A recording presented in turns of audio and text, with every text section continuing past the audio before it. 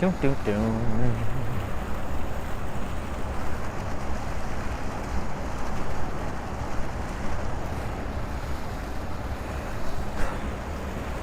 All right, everybody, friends, everybody around the world, welcome to Walks on Wall Street.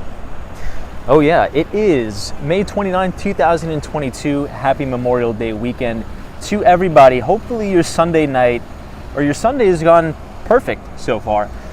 Usually on Sundays we do our Markets a Look Ahead stream. It's going to be a little bit different tonight, obviously, because tomorrow, Monday, May 30th, is Memorial Day, so the stock markets are not open.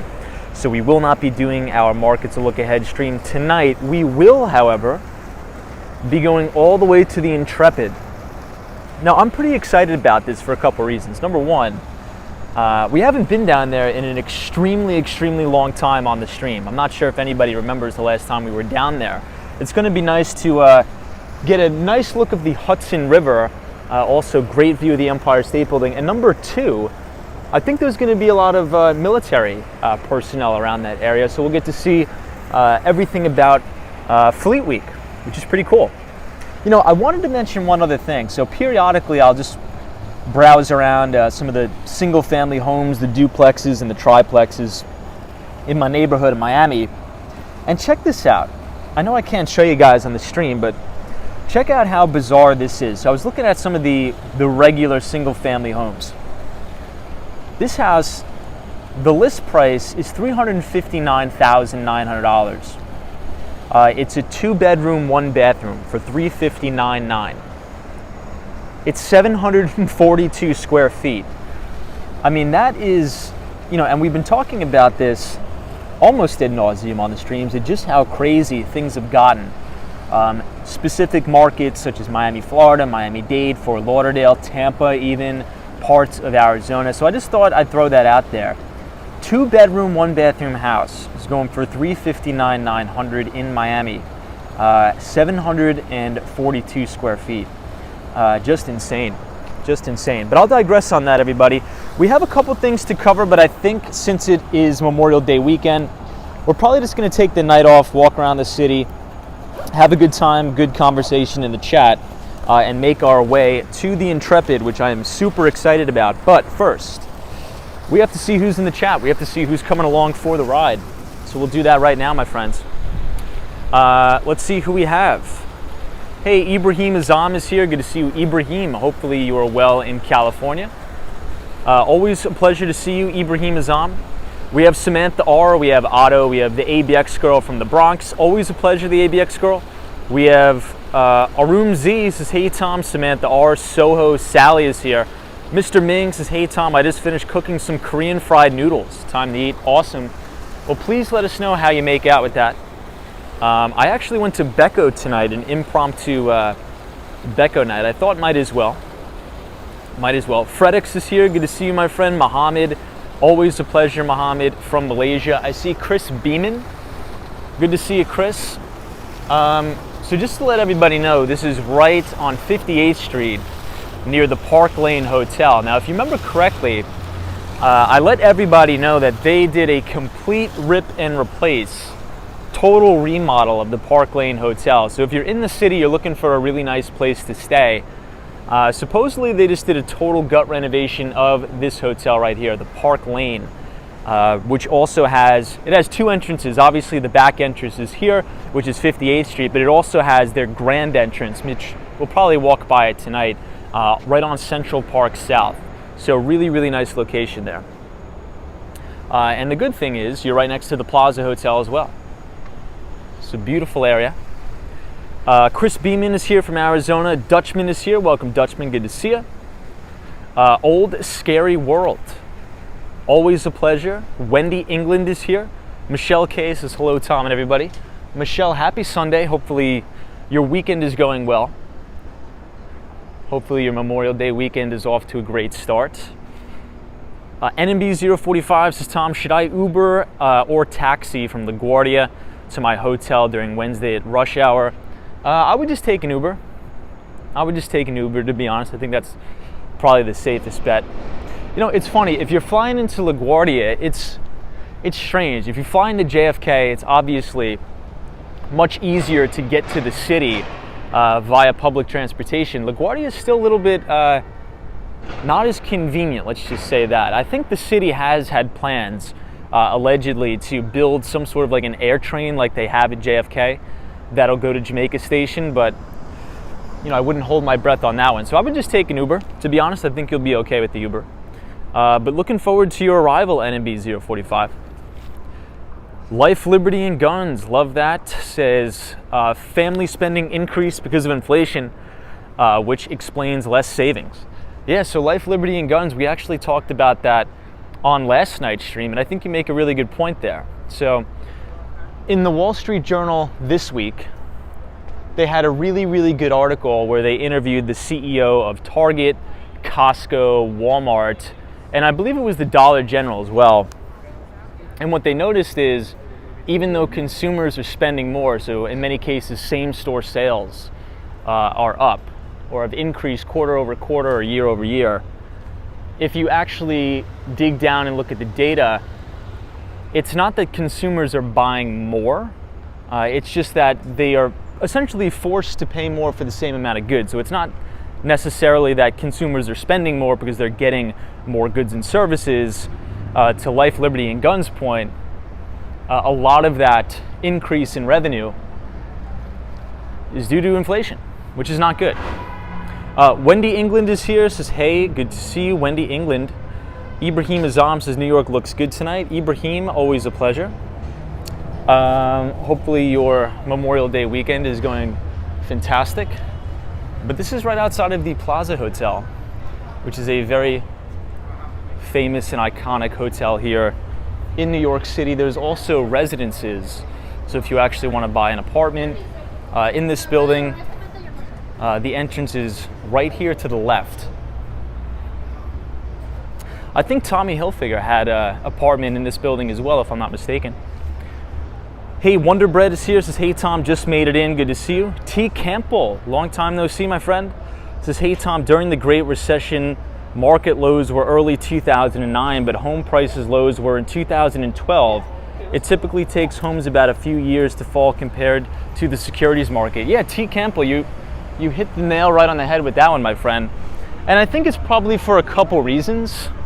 The first reason is probably the liquidity reason, right? So, there's a really funny saying that usually retail investors, or just retail in general, tend to make more money in the real estate market as opposed to the stock market, because in real estate, it's very hard for you to panic sell your house, right? You know what I mean?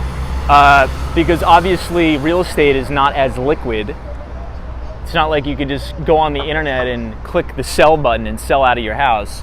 But with different equities and securities, you can, right? I could go into my Charles Schwab account and let rip $5 million, $20 million worth of stock. Those are just relative numbers. I'm just, but you get the picture, right? But I think that's probably one of the reasons. I think you're definitely spot on there. And also, I think the market tends to account in for interest rates in the equities market first, and then that spills over in the housing market.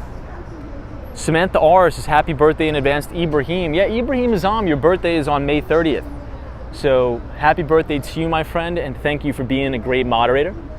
And hopefully you find time to hang out and relax on the 30th, which is tomorrow. Buy the Book is here, says, hey Tom and everybody, good to see you. Buy the Book, always a pleasure. Brian says, hey Tom, it's Brian from the Bronx. Love the Bronx. NE says, watched an interesting video about life in the US before 1971 and Nixon going off the gold standard.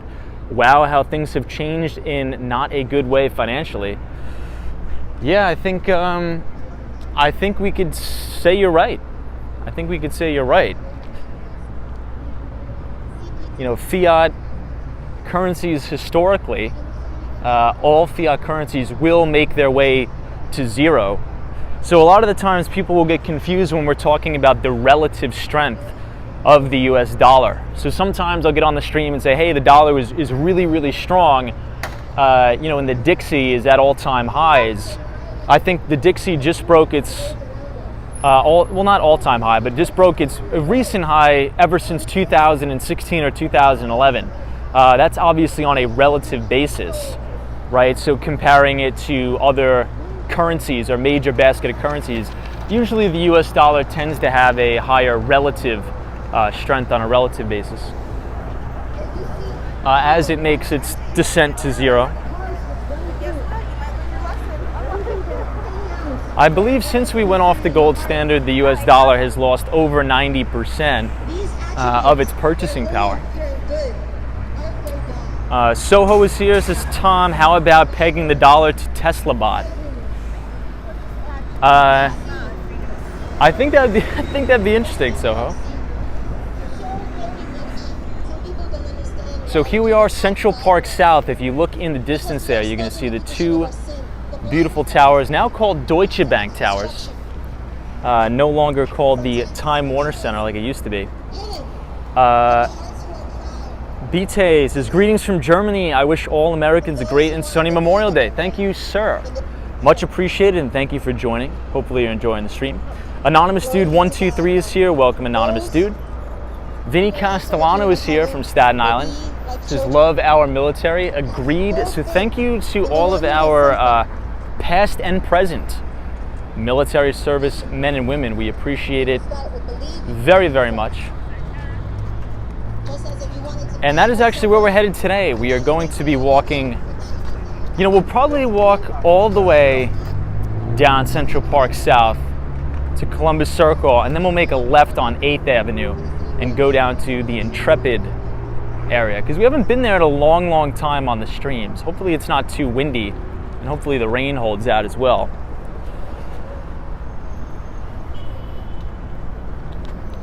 But this is the very bottom of Central Park. So Central Park stretches from 59th Street, Columbus Circle, and right here at the Plaza Hotel, all the way up to 110th Street, Cathedral Parkway. Photos from around New York is here. What's up, Photos? Always a pleasure. I think this is one of my favorite spots to get a good view of the city. 432 Park Avenue looks great from here, and also that black building in the back is Trump Tower, the very iconic Trump Tower. Lady O is here. Good to see you, Lady O from New Jersey. Happy Memorial Day weekend to you, my friend. Hopefully you're doing well. I wanted to bring up an interesting article, once again, that was in the Wall Street Journal this weekend, about all of the special purpose acquisition companies. So I believe there's a statistic out.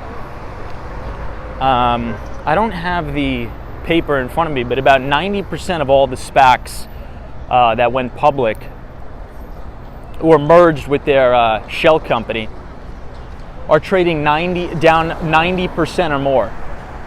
And we've been talking about this because a lot of these special purpose acquisition companies don't have any earnings, and some of them are pre-revenue or very, very little revenue.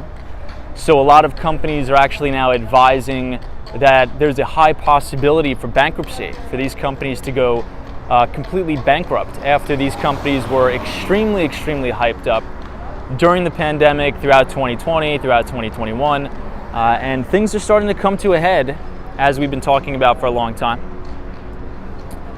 But everybody, this is the Plaza Hotel's residences entrance. So this is actually not the hotel. People actually live here, so you could actually buy an apartment. I'm not sure if these are condominiums or co-ops. I'm not really too sure. But man, could you imagine living in the Plaza? Beautiful, beautiful building here. Very iconic.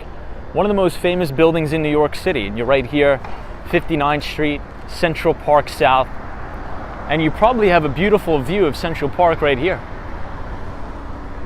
Dutchman is like, Tom, will we see any more raccoons tonight? Hopefully we do. I kind of like the raccoons. Somebody's asking what exactly is a special purpose acquisition company, or SPAC. So essentially, there's a couple ways that companies could go public. And as of late, pretty much since 2020, many companies and I guess you could say many companies have been choosing to go public via SPAC for many reasons. And I think the biggest reason, without getting too controversial, is the regulations are a lot more less restrictive on SPACs.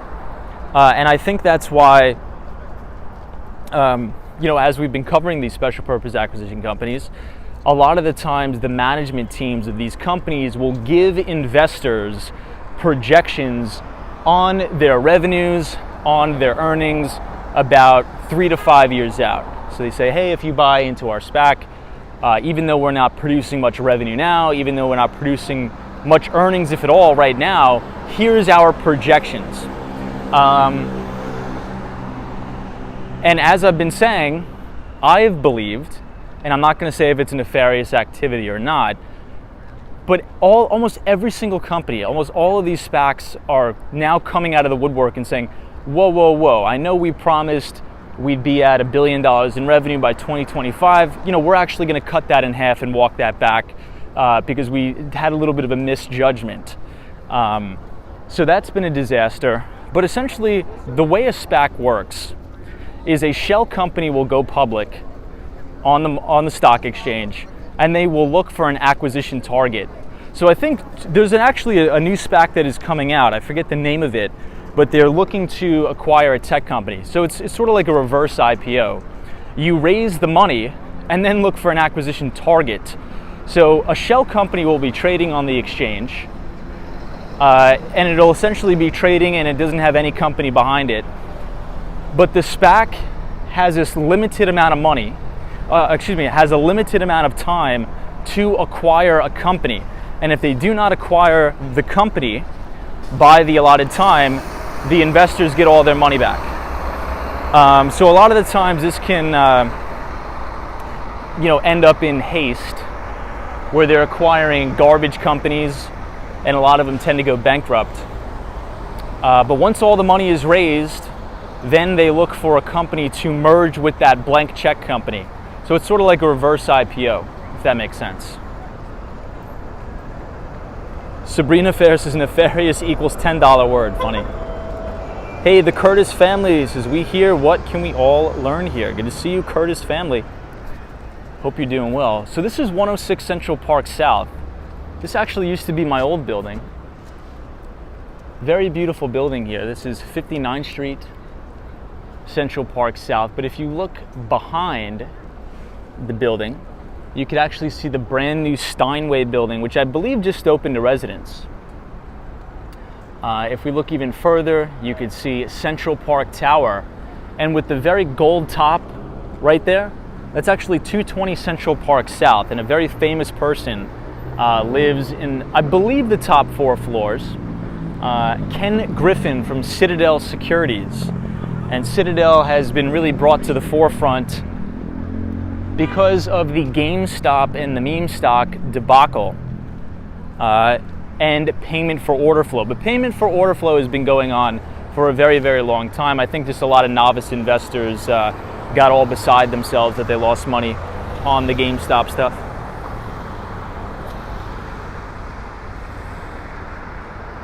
Hey, Jack says, go Celtics. Good to see you, Jack. Anonymous Dude says, I love the word nefarious. I'm not sure where I first heard that word, to be honest. I think from my boss, my old boss. Life, Liberty, and Guns says, if it seems too good to be true, it almost always is. Yeah, well, I think the thing with the SPAC market is a lot of institutions view it as like a big money grab, right? And since regulations on SPACs are a lot less restrictive than they are on IPOs, a lot of people have been flocking to them. But here's the thing. When you go around and pitch investors on a SPAC, they'll say, hey, our company is projected to get up to $1 billion in ARR by 2025. And investors somehow will believe this stuff. But if you look at the fundamental business, it's quite obvious that that company has no shot at, number one, profitability, or really no shot at all at growing their ARR, or annual reoccurring revenue, to those amounts. So what we're seeing right now is a lot of companies that went public via SPAC coming out and slashing their earnings and revenue projections. Yeah, this horse doesn't like it either. These horses are absolutely gorgeous when you actually get a very close look right up front of them. They're amazing, amazing animals. Really beautiful.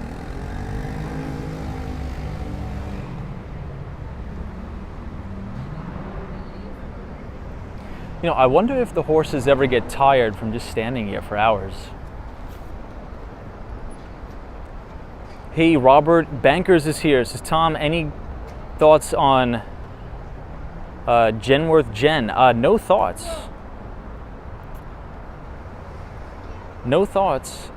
I'm seeing a comment about, yeah, so I did hear about that. I guess Nancy, I'm not sure if it was fake news or not. I think the news broke too early about Nancy Pelosi's husband with the DWI. I don't know if that's true or not. I saw it on Twitter, but usually when you see things at first, maybe it's not true. I don't know. But hopefully it's not true. That's terrible. Benjamin says, I think they sleep standing up. Potentially. We're actually going to walk past today where they keep these horses overnight.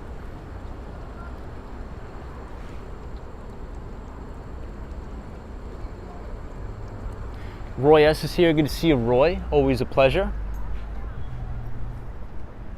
So we'll walk a little bit into the park so you guys can see a really, really clear view of Billionaires Row.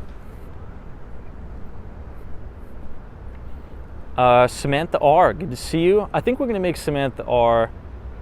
Moderator. Might as well.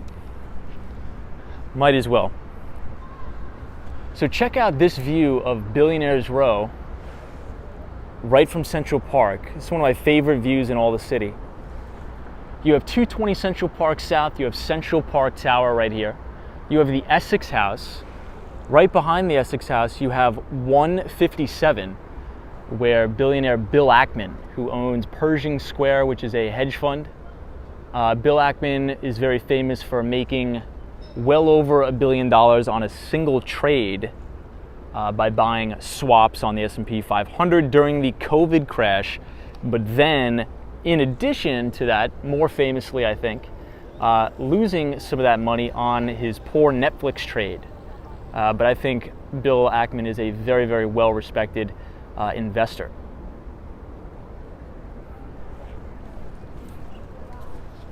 Ooh, guys, you could actually hear the rats rustling around in here. Look at them all. So sometimes the rats will fight at night and they'll rustle all around in here. It's sort of like they jump out like dolphins. It's kind of strange, to be honest.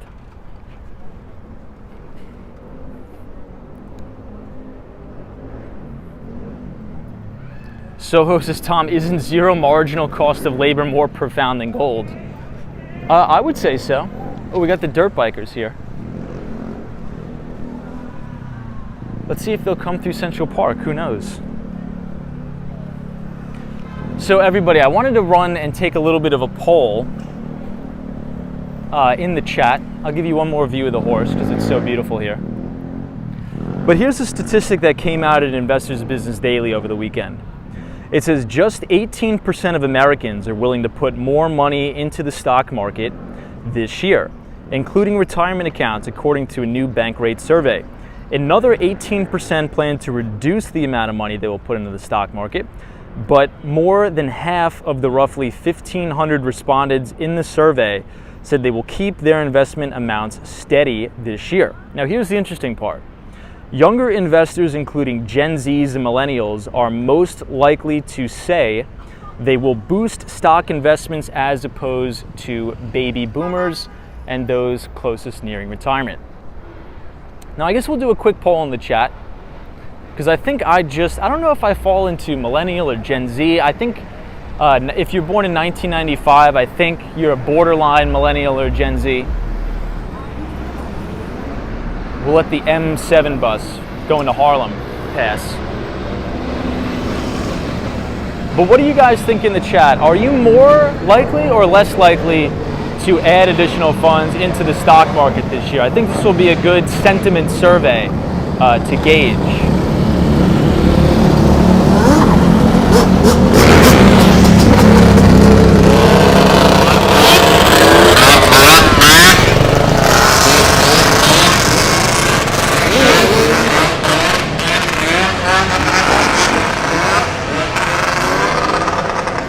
Anonymous Dudes is more likely. Vinny Castellanos is less likely.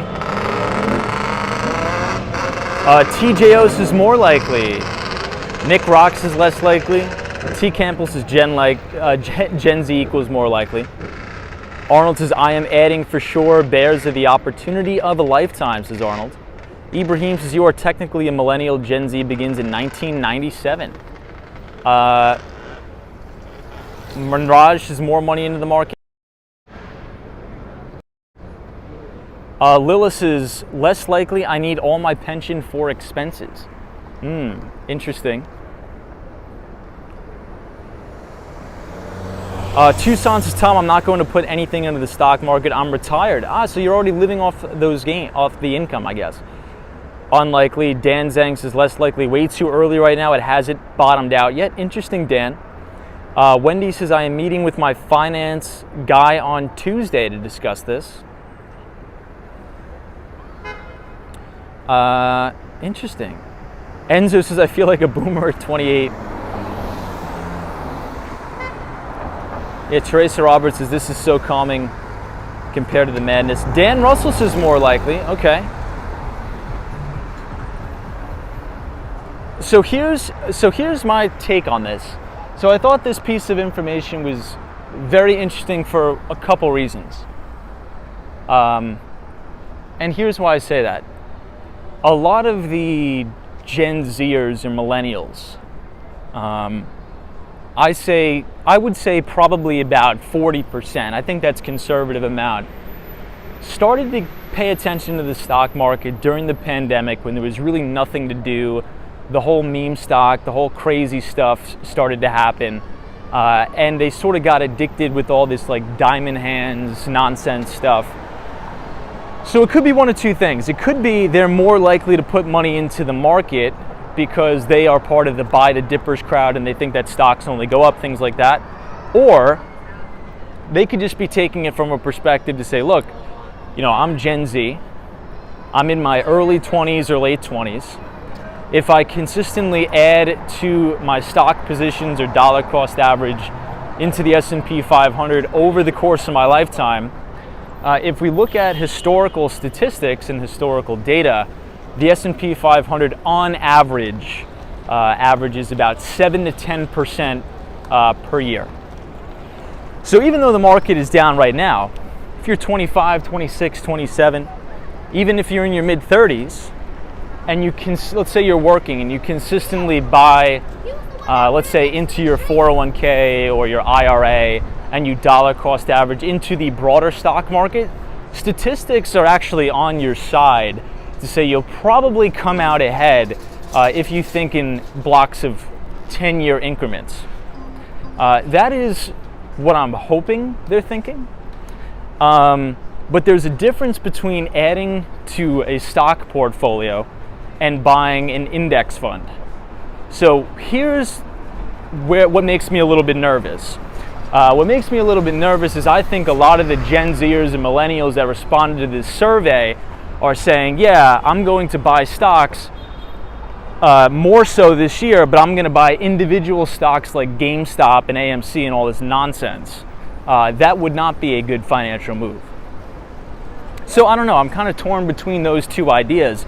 I think if it was the latter, that would be actually really, I guess we'll go this way. I think if it was what I explained at first, I think it would be a lot more encouraging, but I have a feeling that they're probably going to continue to speculate on individual stocks. What do you guys think about that? Hey, Eyeglass Lady is here. What's up? Always good to see you, Eyeglass Lady. Dan Zhang says, Tom, my friend bought call options on all the big name tech stocks in 2020 and now he's retired. Hey, Dan, congratulations on that. That's fantastic. That's awesome. Brandy says, indeed, Tom, 31 here and dollar cost averaging, always thinking in 10-year terms. Yeah, and I think dollar cost averaging, and you guys sort of know my stance on this. I think it's important if you're in your 20s or 30s, in your retirement account, you really got to pay attention to what's in there because a lot of the times many people don't know what they're invested in, and a lot of stuff that they are invested in could come with egregious fees. But if you are dollar cost averaging into the broader stock market, like the S&P 500 or the NASDAQ, I think that's a good play. That's what I do in my retirement account. So I actually have it on autopilot. Wow, check out this view of Central Park Tower. Wow. So for example, in my retirement account, my IRA, the second to last Monday of the month, my automatic buys go in to the S&P 500. I very rarely look at it. I don't even really open the account. However, that would be considered my passive investing account, where it's just, I'm going to use that for retirement. I don't even know what the retirement age is going to be by then. Probably 80. Just kidding. But then I have my actively managed long-short portfolio where I have to manage risk, right? So I think if you're going to be a money manager, you can't afford these crazy drawdowns and ride these stocks down 90%. So in an interactive broker's account, or whichever broker-dealer you want to use, and I'm not saying you even have to do this, but for me, I have an actively managed account where I run a long-short portfolio to try to generate alpha over my passive investing portfolio that is just indexed, right? Because as Peter Lynch says, you know, dollar cost averaging into an S&P 500 index fund is fantastic, right? Jack Bogle or John Bogle is really the proponent of that. But if you ever want to generate alpha, which is any sort of percentage gain above the S&P 500 return, you have to partake in active management, right? And many people will argue against active management, how it's bad, how it's a waste of time. But I would actually argue that a certain sub-segment of active investing is actually very necessary to keep markets well regulated and to keep companies held accountable. Because if everybody just passively indexed and there was no actively managed portfolios, then you really wouldn't have any of those activist investors that are trying to acquire a majority stake in a company so they can get on the board and help better operationalize the efficiencies of the company and help companies improve, right? That is not everybody that is actively managing a portfolio is just flipping stocks around, right? A lot of times people will acquire large stakes in companies if they think that there's a lot of potential at that particular company, but maybe management is just making a couple mistakes. They will buy large portions of the company so they can influence management decisions, if that makes sense. And I think that aspect of free market capitalism is extremely important. But that's just my take on it. But hopefully, judging by that Investors Business Daily statistic, hopefully that's what it means. Soho says, hey Tom, the S&P lost credibility with ESG. Yeah, so we covered that. We covered that on a previous stream, Soho, about how the S&P 500 did remove, I mean not the S&P 500, the S&P ESG index removed Tesla from its holdings.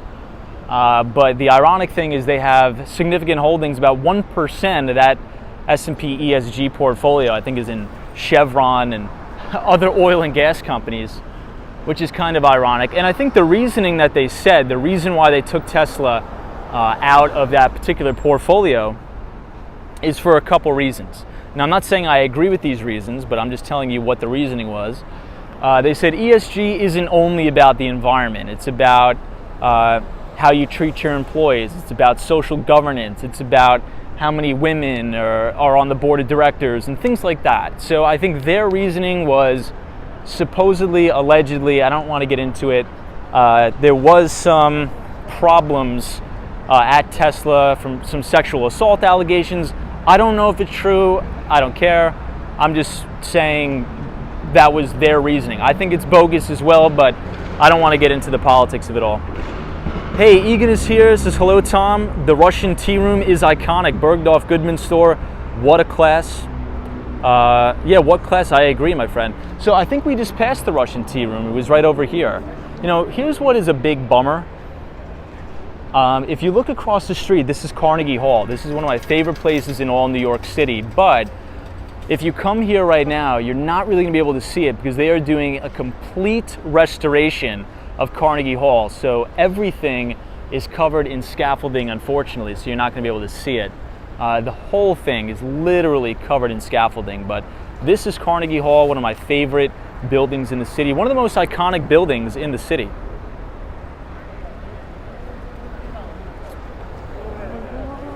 FredX says, Tom, ESG is potentially political extortion. Yeah, I think there's things wrong with ESG for sure, but I think it can be revised in a way where we do some positive things, but I think it has been politically hijacked, let's just say. But everybody, I'll give you one more shot of my personal favorite building right here on Billionaires Row. It is Central Park Tower. It is one of the newest additions to Central Park. One of the newest additions to Billionaires Row. Very, very iconic building. The views from this tower are absolutely breathtaking.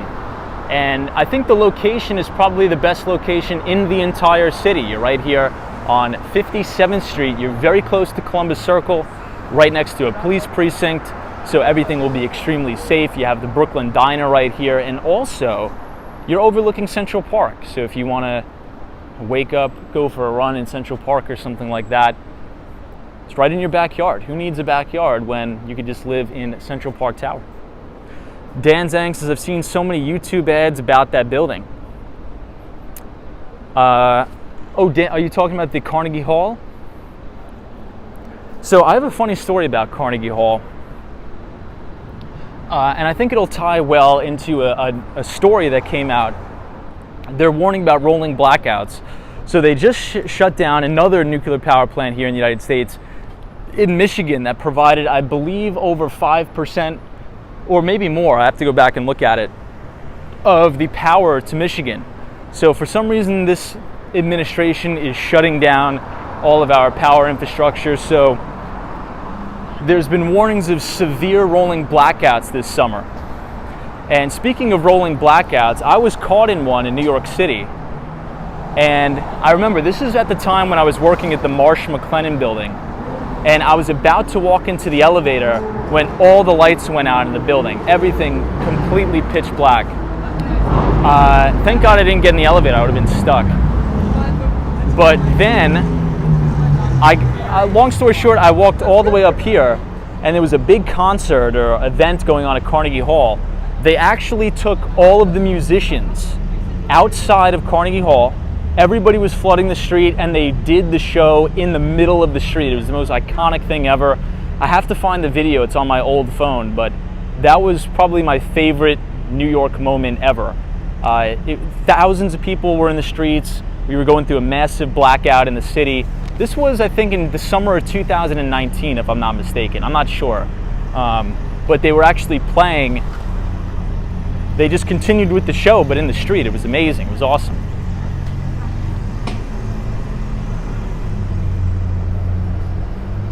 Hey, the Bandit is here, says, I find all those skinny buildings to be ugly. Just lame-looking Russian polygons. I don't know. I kind of like the look of Central Park Tower and 220 Central Park South. So I think the reason why I like 220 Central Park South, I think the building is blocking it a little bit here, but I like how it's so tall, but it's also like a brick facade as well.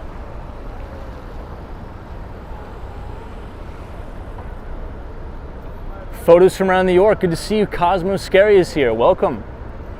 Soho says, Tom, the shutting down of power plants is not good. I agree.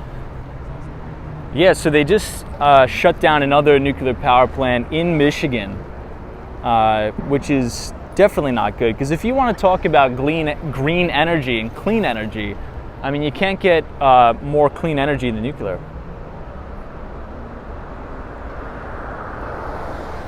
Hey, Tony Lagus is here, says, hey my friend, how are you? Enjoying the lovely walk in New York City. Thank you so much, Tony. Roy S says, I remember that blackout in 2019. I think it was 2019. And I remember the next day, the very next day, I bought the New York Post. It was the New York Daily News. And I made sure I saved it because we definitely do not have blackouts very much. It's not a very common thing.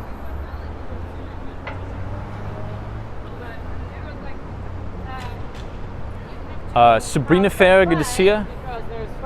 Palmetti says it's definitely a national security concern. It is definitely a national security concern.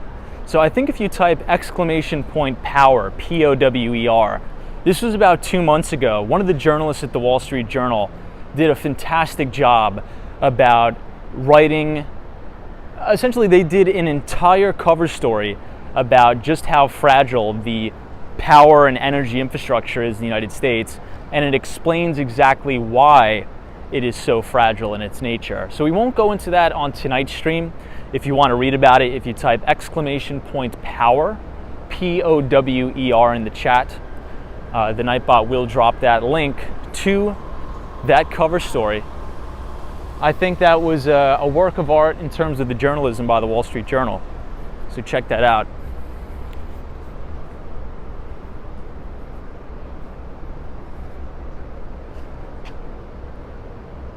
Yeah, we're definitely getting a lot of spam today. I'm not sure if we have any moderators in the chat. Hey, the Papa Smurf OG says, hey Tom, good to see you again. I am working another 12-hour shift. So far it has been quiet. Stay safe walking around our crazy city that never sleeps. The FDNY loves vloggers. Hey, FDNY, love that. Well, thank you for watching and thank you for all you do. Please be safe and hopefully it's not busy for you. You know, I think if you're a firefighter, that's the one job where you don't want to be busy. That means everything is good and safe. So thank you, sir, for watching. We support the FDNY and NYPD on the stream. Much appreciate all you do and have a great Memorial Day weekend. Hopefully you're off tomorrow. You'll get some time to hang out. You know, we're going to walk to the Intrepid tonight. We haven't been down there in a long time. But right now this is West 55th Street. Mr. Moon is here, says how many? Unfortunately, I see a lot. Unfortunately. Eyeglass Lady says Tom had a strange power thing in Southern California about 10 years ago.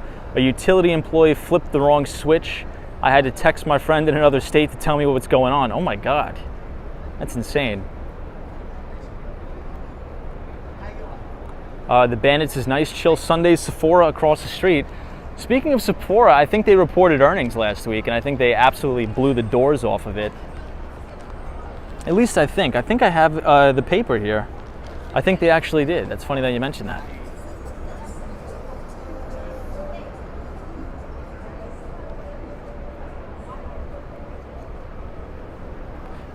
Dan's like, yeah, I mean, we are getting...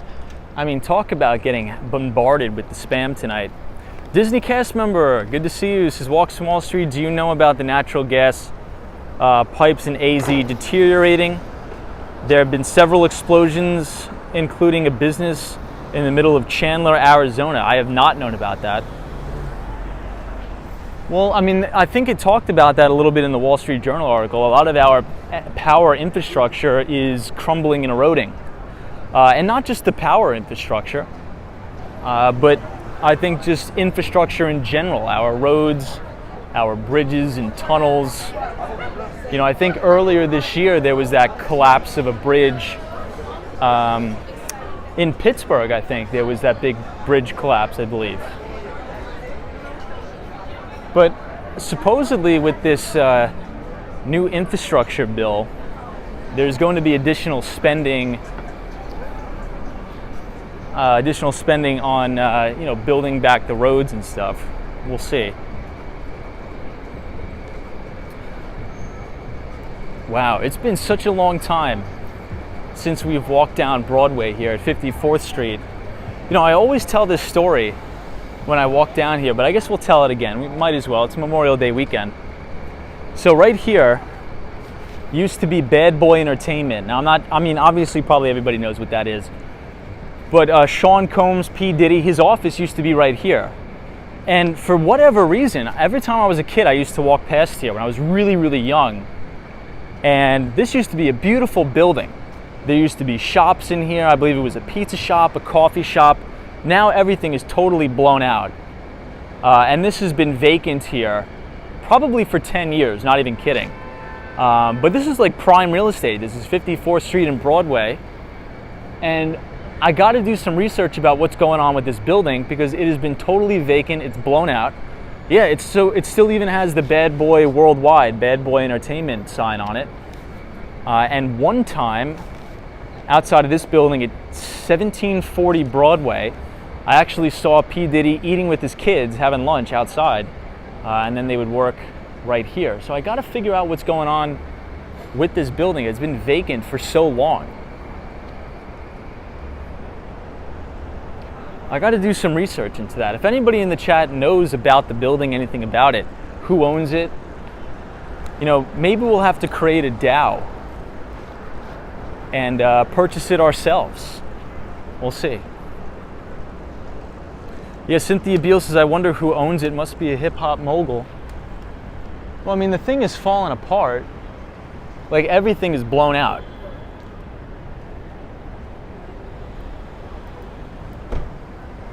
And it's very strange, too, because it's not like this is the middle of nowhere. This is 54th Street and Broadway. You have one-way ticket to Times Square. You have all hotels, restaurants. Columbus Circle is right up the block. You have the Late Show with Stephen Colbert. Strange.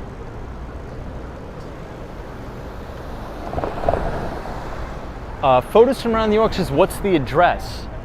I'm not sure the exact address of it. Everything is so blown out on it. It doesn't have the numbers. But I think if you Google Bad Boy Entertainment, I'm not even sure if Diddy owned the building. I think he probably just leased it, to be honest. Yeah, GX72 says probably owes property taxes. That's true. I mean, it's a shame because it's in such a nice area as well. And you would think after 10 years, I'm not just saying 10 years to exaggerate. No, this thing has been vacant for 10 years. But this is the Ed Sullivan Theater where the Late Show goes on, Stephen Colbert. The Papa Smurf OG says, appreciate the kind words, Tom. No, I will work tomorrow. It is great to see our military walking around the city. Yeah. July 13, 2019 was the last New York City blackout. So thank you for that. I remember that. I was working in my office, and I remember this was a Saturday. I was putting in crazy hours. This was at my previous company, and I was just about to step into the elevator when everything went dark. So let's zoom into the building. It looks totally vacant. You see like one ladder in here. And it appears that there's nothing in. It's just like it's totally empty, which is a shame. I'll do some digging and I'll report back. Or maybe if there's any real estate developers who watch the stream could chime in. But it's such a prime location, is it not? I mean, lots of foot traffic. You would think somebody would come out here and either buy it out, maybe turn it into apartments or affordable units. Right? I mean, because the neighborhood's pretty nice. You have a Starbucks coffee here, a PNC Bank. You have another apartment building here. And then you just have this blown out thing that's been here for 10 years. Nobody's in it.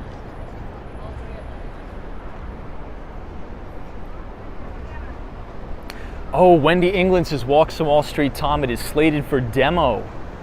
Wow. So maybe, yes, somebody probably did buy it. They're probably going to build, you know what they're probably going to do? I have to look into it, but they're probably going to build one of the mega tall, like Billionaires Row, very skinny residential apartment buildings, perhaps. Hey, Anonymous is here. Good to see you. Always a pleasure. You know, I don't think you could possibly get better weather than it is right now out in New York City. It's not hot, it's not humid, but you could still walk around in a t-shirt and still be comfortable. It's fantastic out.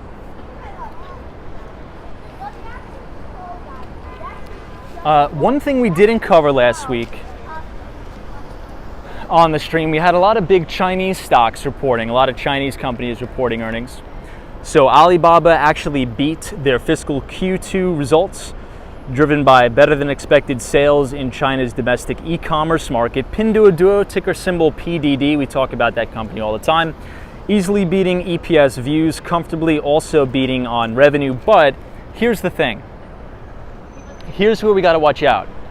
China now has this zero COVID policy, which is so draconian and bizarre. And even though Alibaba, Pinduoduo provided better than expected earnings, we have to understand which months that accounted for. So the reports are for the March ended quarter, and that is before those COVID lockdowns started. So in the next earnings report, we're probably going to see a big miss, to be honest, because from the reports that I've been reading coming out of China, a lot of governments, local governments in China, are restricting ordering food, ordering goods, and the government is providing that for you. So that's probably going to put a huge dent into the earnings and revenue growth of a lot of the major Chinese e-commerce companies. Now, you could go on the exchange, and so I remember last year I told you guys I actually used to own Alibaba. I blew it out for tax loss selling, and I think it's so difficult now to get exposure to Chinese equities just because of the geopolitical risk, right? It's so unpredictable. Regardless of what anybody says, I actually think that the United States did a pretty decent job handling COVID, both under the Trump administration and the Biden administration. You guys know me, I usually tend to lean a little bit more conservative, but I like to call it as fair as I can. And I actually think that the Trump administration and the Biden administration have done a decent job. I mean, we've done a good enough job as we could. I mean, we got the vaccines out as fast as possible. We've done the social distancing, and now look at the result. Everything is back to normal in the United States.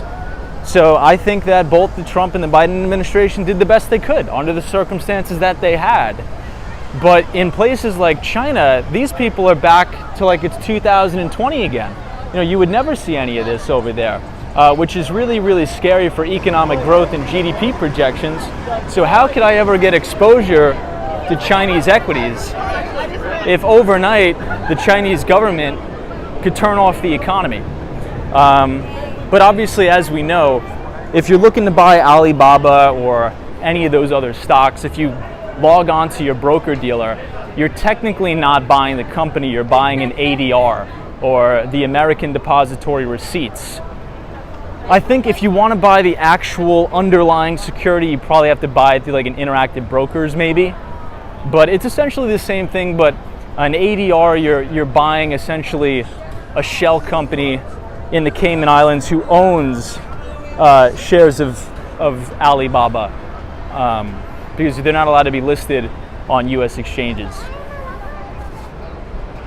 But that's just the only concern that I had, because obviously these are great companies. You know, there's great entrepreneurs in China, some of the best in the world, but it's unfortunate that the government intervenes to a point where they could literally take these companies to zero. Just look what happened with the extremely lucrative education companies coming out of China. A lot of those tutoring companies that went public, they had great earnings, great sales. The government literally said overnight, you are not allowed to make money on education. Those stocks went to zero. So it's very, very difficult to get exposure to Chinese assets, Chinese equities. And I think from people that I've been talking to, both in my personal and professional life, there's actually huge money outflows out of China. People are trying to liquidate their real estate. People are trying to liquidate their equity portfolios and move money out of China into other parts of the world. Isaac Siegel is here. He says, hey Tom, good to see you, Isaac.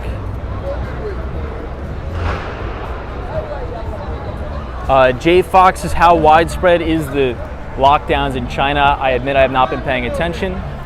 Well, I know that Shanghai was on total lockdown, but another thing to note, it's not really about the total lockdowns, it's about the policy, right? It's about a zero COVID policy. So if somebody gets COVID, they flip out and they have to quarantine the whole building and the whole town, and in some cases section off the entire community. That's just not realistic. I mean, people are going to get COVID even if you have great vaccine technology. That's sort of what I'm getting at. So if the Chinese are really going to push a zero COVID policy, you're essentially saying you're never going to get the economy back to normal. I know. Tech Explorers NYC says, like, do you want to get Tom demonetized? I think almost every one of the streams is demonetized anyway. But Tech Explorers NYC, always a pleasure to see you, my friend. Happy Memorial Day weekend to you and your family. We are here, a very rare moment. We're on 49th Street and Broadway near Times Square. Frank Gonzalez says, Tom, what is the place in the corner with the long queue? So that was the Stardust Diner, I believe, which is just sort of like a tourist attraction. I would never really recommend anybody go there, to be totally transparent. But it was called the Stardust Diner. But I would definitely not recommend that.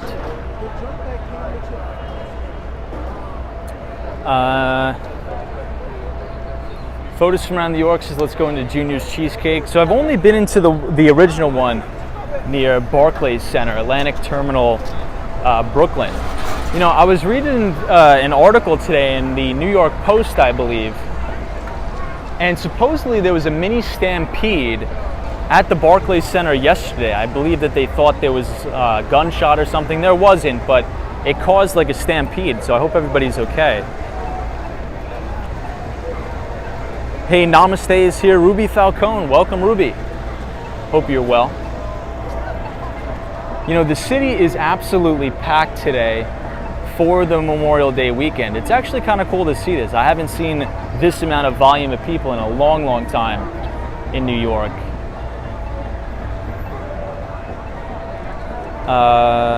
Who else do we have? Hey, Bottomless Coffee is here. Says it maybe was a car exhaust. Yeah, probably. I think you're right. Good to see you, Bottomless Coffee. Brian is here. Andy S. says Sbarro's New York's finest. Yeah, I don't know who would ever eat in a Sbarro's when you have some of the best pizza places on earth right here in New York, but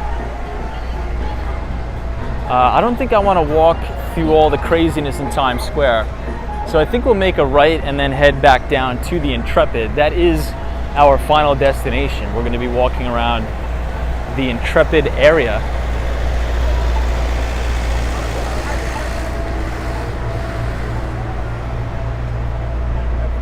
Hey, Dr. Longus is here. Good to see you.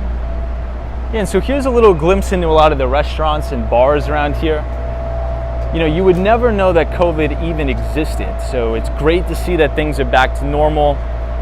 People are eating inside again, which is fantastic to see. You know, because I was here when you had to eat outside and everybody was freaking out. So that's sort of the point I'm trying to make when we're talking about everybody wants to get exposure to, you know, emerging market equities, right? They're like emerging market companies are trading at a discount to U.S. equities. But I guess what I would argue is, well, maybe that's for a reason, right? Maybe they're trading at a discount for a reason. I think that many people all across the world pile into U.S. stocks, not only for the earnings, but for the sense of stability and security.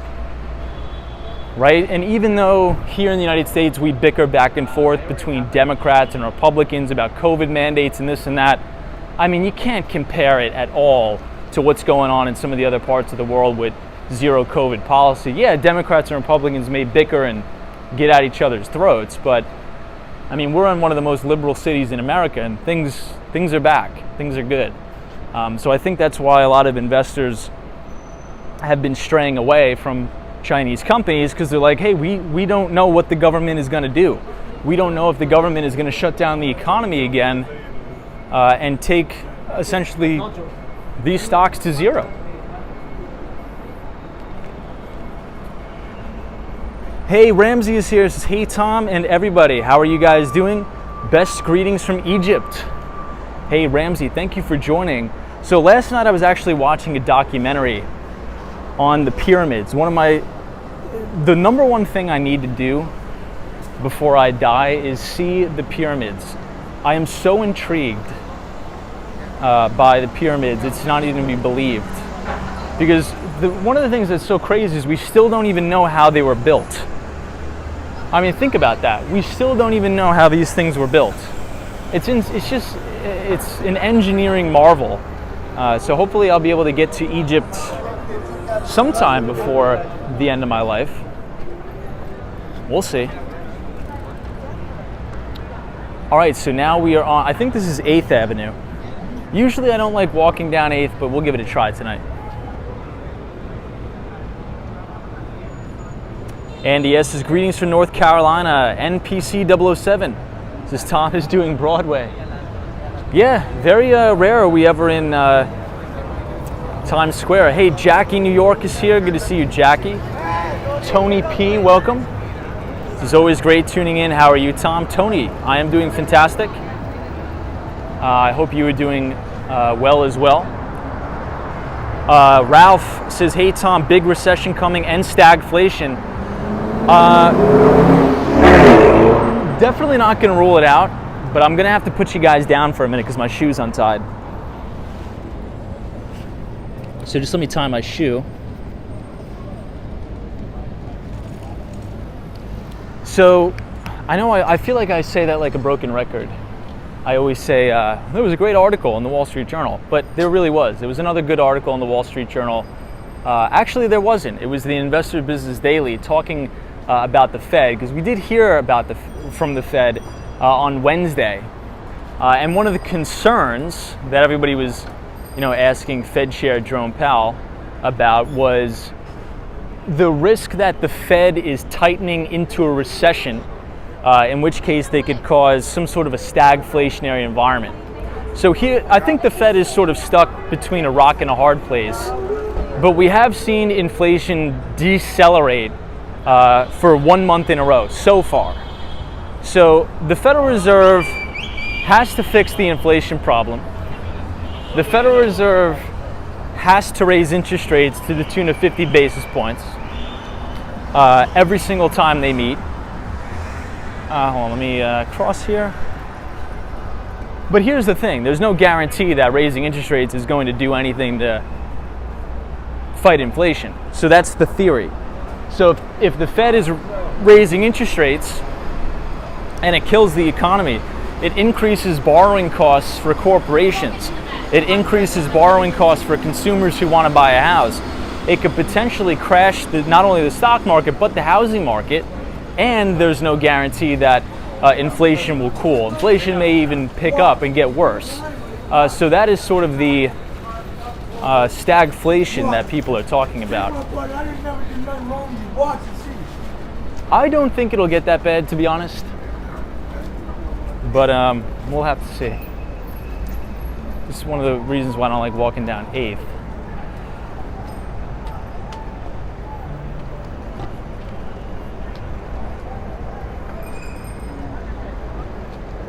But if you guys are enjoying tonight's stream, feel free to leave a like on the video and subscribe if you're new. We go live about 5 days a week between New York City and Miami, talk about all things finance and the city. So we'd love to have you back on the stream.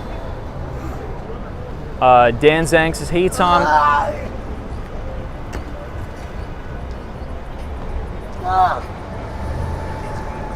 How many calories do we burn when walking on the stream? Well, I usually take about 20 to 25,000 steps per stream. So what would you say, maybe over 1,000? Wendy England says, I know too many people looking to buy real estate with cash, no inventory. Yeah, so Wendy England, you're right. Inventory has been picking up a little bit. I think now there's 9 months of inventory. So the way they measure that is they say, how many months would it take? Hold on, I gotta get away from this guy. Give me a second. Hey, we see some of the, so I think this is the Navy outfits, right?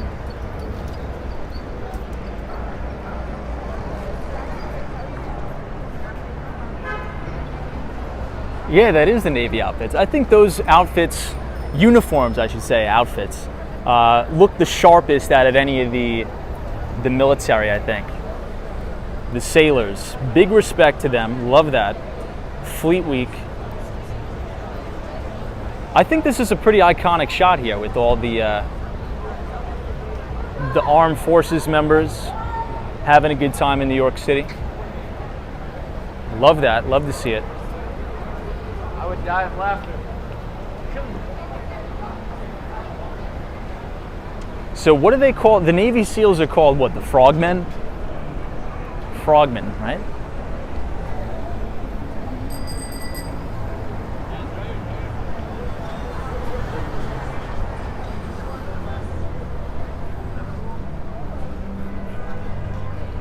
Yeah, so my dad was in the Navy. He was on the USS Carl Vinson, CVN 70. It was actually, I think that was one of the first nuclear aircraft carriers in commission in the United States fleet. And crazy enough, I think that's where they dumped, I think that's, not where, but I think they dumped the body of Osama bin Laden off the back of the USS Carl Vinson, CVN 70. Hey, Marty Lewis is here. Good to see you, Marty. Welcome. Marty Lewis, thank you for joining. We're walking down 8th Avenue, but we are going to go to the Intrepid. We haven't been to the Intrepid in a long, long time. But right down here is actually Becco. It's one of my favorite restaurants in the entire city.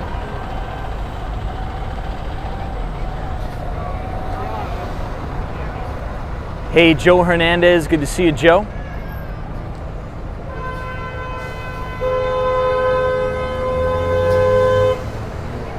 Wayne McKay says, what's wrong with 8th Avenue? It's just crowded, and I think 8th Avenue may be a little bit more dirty than the others.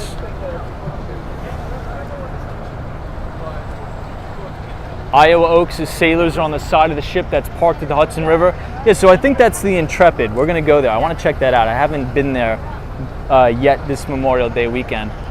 We might as well cross to try to avoid the crowds, but yeah, I'm excited. I'm a little bit bummed. I haven't been able to do any of the Fleet Week stuff. I've been missing out from work, so hopefully we'll be able to do some of that stuff tonight and check it out. I was here today, earlier today, I was at Becco, one of my favorite Italian places in the city. This is Restaurant Row, the original Restaurant Row in the city, very close to Times Square. So if you notice, whenever you sit down and eat at any restaurant on Restaurant Row, they'll ask you, they'll say, hey, are you going to a show? Because a lot of people get dinner and then they go to a Broadway show after, so they don't want you to miss their show, or you to miss the show. Hey.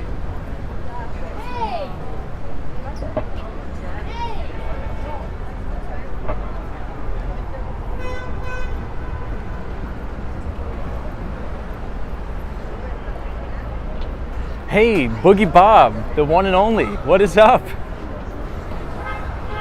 So Boogie Bob, I think we're on your turf, my friend. I think we're in your neck of the woods tonight.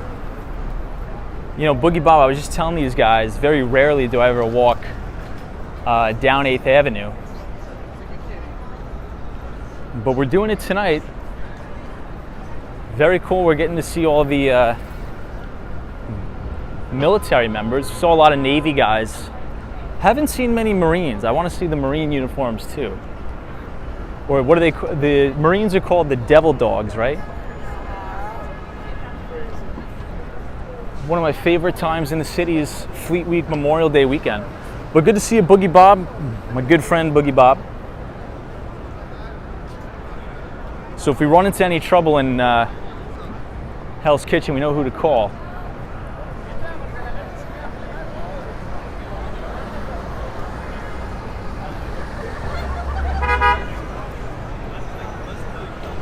So speaking of Tom Cruise, I think that new movie came out just the other day.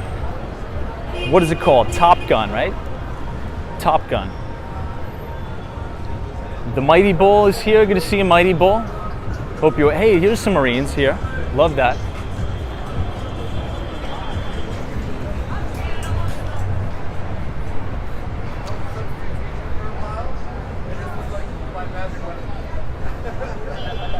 You know, I'd love to see the crime stats during Fleet Week as opposed to any other time in the city. I'm sure it's extremely low.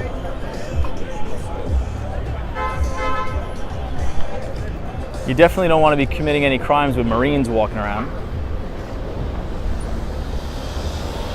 D says it was a very good movie. Was it a good movie? I gotta check it out. I haven't been to a real movie in a long time. Joe Hernandez's Top Gun was a great movie. I gotta see it. I'm gonna check that out. Hey, Melissa 2087 says it looks busy. It's really busy. You know, I don't know if it's just because it's Fleet Week or we never walk down 8th Avenue, but it's definitely crazy, crazy busy tonight. Jay Fox says, Tom, you got to see the original first. All right, I'll see the original. I could probably rent it on YouTube or something like that.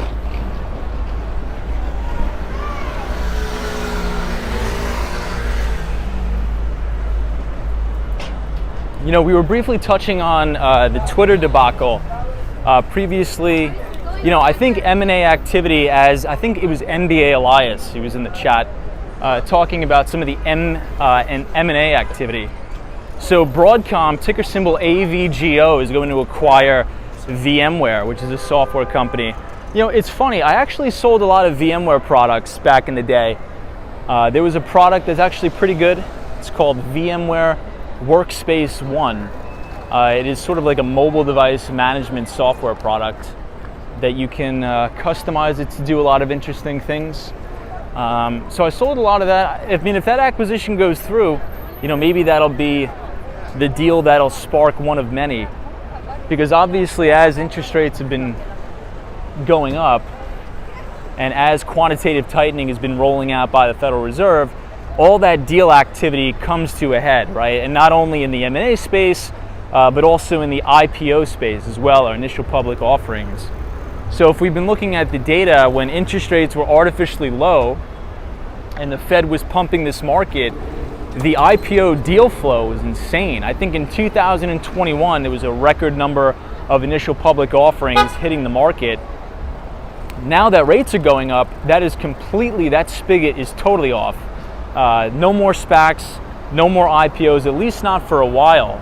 I mean, there's still companies that are going public, but not to the same volume as it was back in 2020, 2021. One other thing I'll note about that, one of my good friends that runs a hedge fund, Ropel Capital Management, based out of Chicago.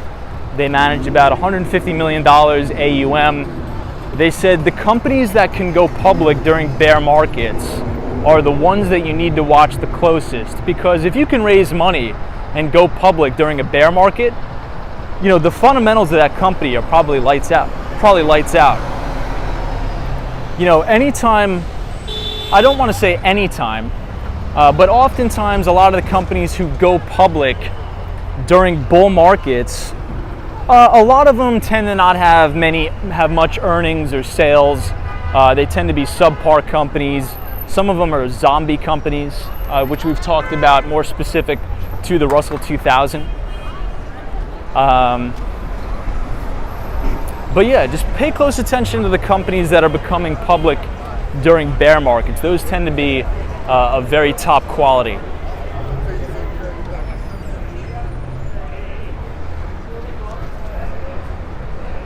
So this is the Port Authority bus terminal. Not a big fan. Not a fan at all. Port Authority. But it is right across the street from the New York Times building, and I think another software company, Datadog, I believe is in the New York Times building. So that's another very, very good company. If anybody's looking to get into the tech sales industry, to be an account executive or enterprise account executive, Datadog is definitely a good company to work for. I believe they work right out of this office here, the New York Times building.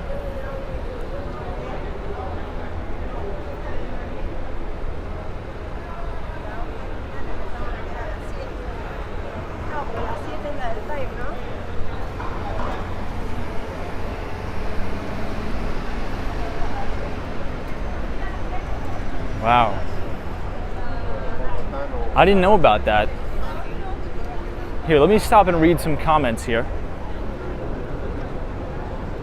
Hey, Cayenne says, not another quiet night in New York. Nick Rocks says, another shooting last night in Chattanooga, Tennessee. Oh my God, man, when is it going to end? That's insane.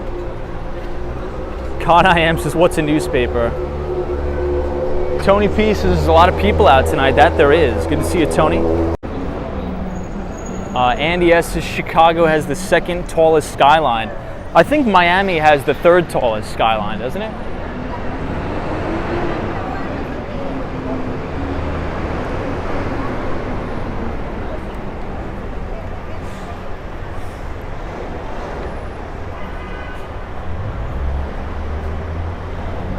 All right, so we are outside the Port Authority bus terminal. Bob says Miami has the third. I think probably within the next 10 years, Miami will probably move up to number 2, to be honest.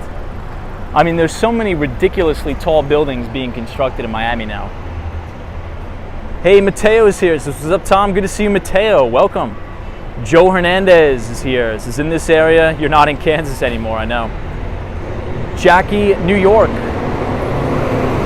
Says that's why this year we need to memorialize teachers too, since they apparently, yeah, I know, it's horrible what's been going on. Very depressing, very horrible. Deborah is here, good to see you. Ruby Falcone, always a pleasure. Hopefully you're having a good Memorial Day weekend. Elle says thanks for the walk down 8th Avenue. Love the walks as always. Thank you, Elle. So we'll continue down 8th, but I think we're going to take a pit stop in front of the Empire State Building. So once we go all the way down to 34th Street, we're going to make a left, because the Empire State Building is looking fantastic tonight. I could feel it for Memorial Day. Red, white, and blue, we got to check it out. John Paul says the FAA limits the heights of buildings in downtown Miami. Well, I know they're building, the name just left my mind, but I know they're building a brand new ultra tall building in downtown Miami that is going to be the second tallest building south of the World Trade Center. I believe it's called the Waldorf Astoria building. And it's going to be half residential, and then the other side is going to be a hotel, I believe. But supposedly that's going to be the tallest building south of One World Trade Center. Hey, Gustavo is here. Welcome, Gustavo. Always appreciate you being here. Melissa says there's Jubilee. Or Jollibee. Jollibee. I think that's a chicken place, right? Jollibee chicken place. Hey, Jackie Ann says, Tom, I hope you'll be in New York City for some of June or July. My son and I would love to meet you on the walk. Yes, so I will actually. So my schedule is looking a little bit crazy, but at the end of next week, I'm actually going to Austin, Texas. I completely forgot about it, but I got to go to Austin, Texas, which I'm not looking forward to. But I'll be there Thursday, Friday, Saturday, Sunday, so we will not have any streams then. But then I'll be back in Miami for probably 3 weeks, and then I may take the entire summer in New York. Maybe, I gotta see. Depending on the tenants, depending on, what I gotta do. But yeah, I'll definitely be around, for sure, 100% in New York. Maybe the whole summer, I gotta see. I gotta still do some things with the house. I gotta figure some stuff out. I have some contractors coming, so. Tenants, gotta deal with the tenants. The Mighty Bull says fake news versus real news. Absolutely, Mighty Bull, love that. Walking Minnesota says, hey Tom, you're gonna do an Austin stream. I'm not sure if I'm gonna have time. I think I'm gonna be super, super busy. I'm just gonna be around a lot of people, so like around a lot of clients, so I'm not sure if I'm gonna have any time to duck out and stream. Maybe we will, we'll see. Joe says, Tom, we are expecting tropical storms next week. Ooh, my God. Joe, hopefully not, man. No hurricanes. I am team no hurricane. But then again, Hurricanes have been pretty tame the past, I'd say, 5 years in southern Florida? So hopefully we'll keep that streak up. I guess we'll just have to see. John Paul says hotel rates are ridiculous for summer in New York City. That they are, man. It's insane. You know, I think it's, and so here's something that's really crazy. Speaking about hotel rates in New York City, during the pandemic, sometimes I would just get a hotel if I was really, really tired. I didn't want to go back home. I was getting them for like $45 a night. Think about that, $45 a night on the app Hotel Tonight. And those same rooms that I was getting for 45 bucks are now going for like 200, 300 bucks. Insane. Really, really wild.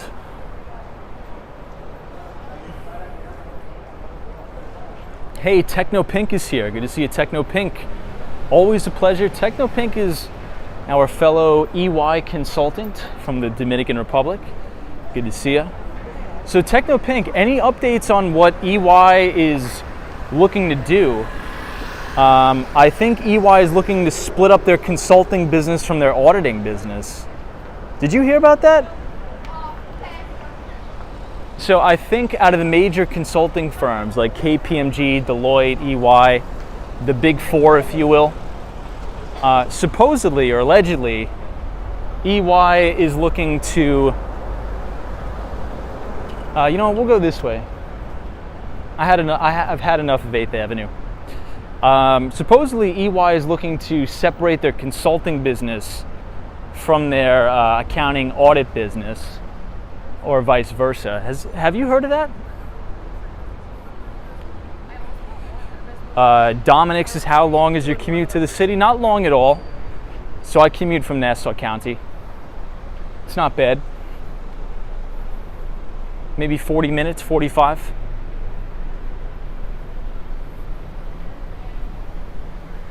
Hey, Mohammed from Malaysia is here. Good to see you. Sunny Blue says hello. Good to see you, Sunny Blue. Always a pleasure. Oh, look at these dogs.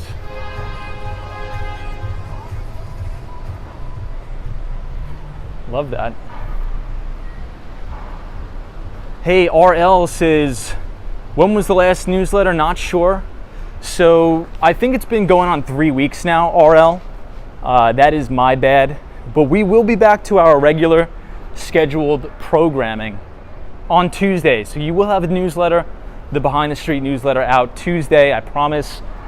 It's just that these past 3 weeks have been crazy at work. As I've said, I had multiple deal cycles closing at the same time. So it's just been wild, but we will be back to the normal scheduled programming with a newsletter out. So let me avoid this.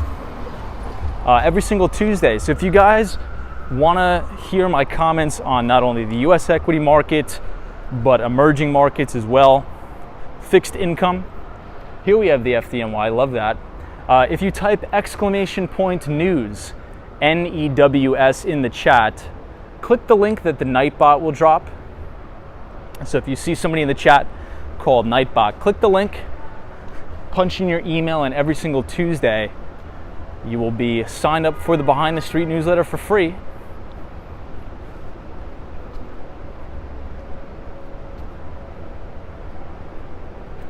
Roy S. is always glad that Tom is able to cover the Empire State Building and Central Park in one stream. Appreciate that. Hey, Eric 20 is here. Says money buys comfort / happiness is from the people around you. Very cool. Good to see you, Eric.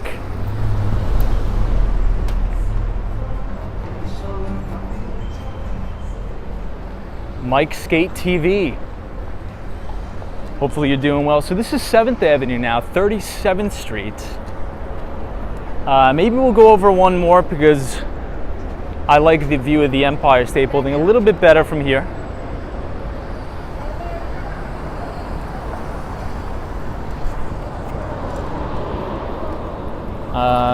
Traveling D.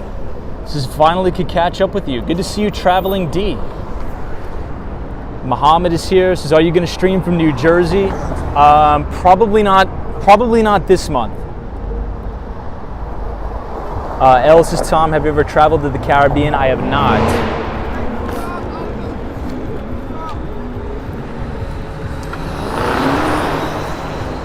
At least not yet.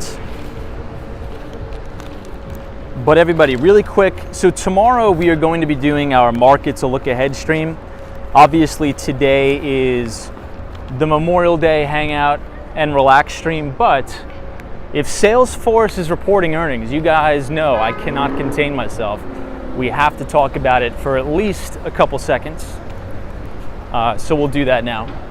So Mark Benioff's company, Salesforce, ticker symbol CRM, is reporting earnings next week. And here's why I'm intrigued. I'm not going to say I'm excited. I'm going to be intrigued by this earnings report because I really want to see how Slack is going to impact their bottom line. Obviously, very famous acquisition, M&A activity went down between Salesforce acquiring Slack, ticker symbol WORK. Slack is a good product, but let's see if it can impact Salesforce's bottom line. We'll see. Who knows? But they will report Q1 earnings late May 31st. So on Tuesday, many analysts on Wall Street are expecting earnings per share or EPS to fall 22% to 94 cents from a year earlier amid the Slack acquisition. Salesforce revenue, so we're talking about top line here, is expected to climb 24% to $7.38 billion. So even though that's good revenue growth, how much of that revenue growth is actually from Salesforce onboarding new customers, and how much revenue growth is that from the acquisition? Who knows? And a couple streams ago we were talking about when companies tend to run out of ideas, oftentimes they'll invest a lot of money into R&D or research and development to try to build new products and services. But oftentimes when they get so big and their cash balance gets so big, instead of investing a lot of money into R&D, they'll just go ahead and buy companies. They'll just acquire companies. And a lot of times that could, I don't really want to say cloud the earnings reports, but all of a sudden if Salesforce is growing revenues at 31%, how much is that from the existing core business and how much is that from the acquisition target? So just something to think about. We'll cover that though in more detail on Tuesday, May 31st. Yeah, Caddy says the Empire State Building looks fantastic. It does. So as we get here to 36th Street, it's going to look even better.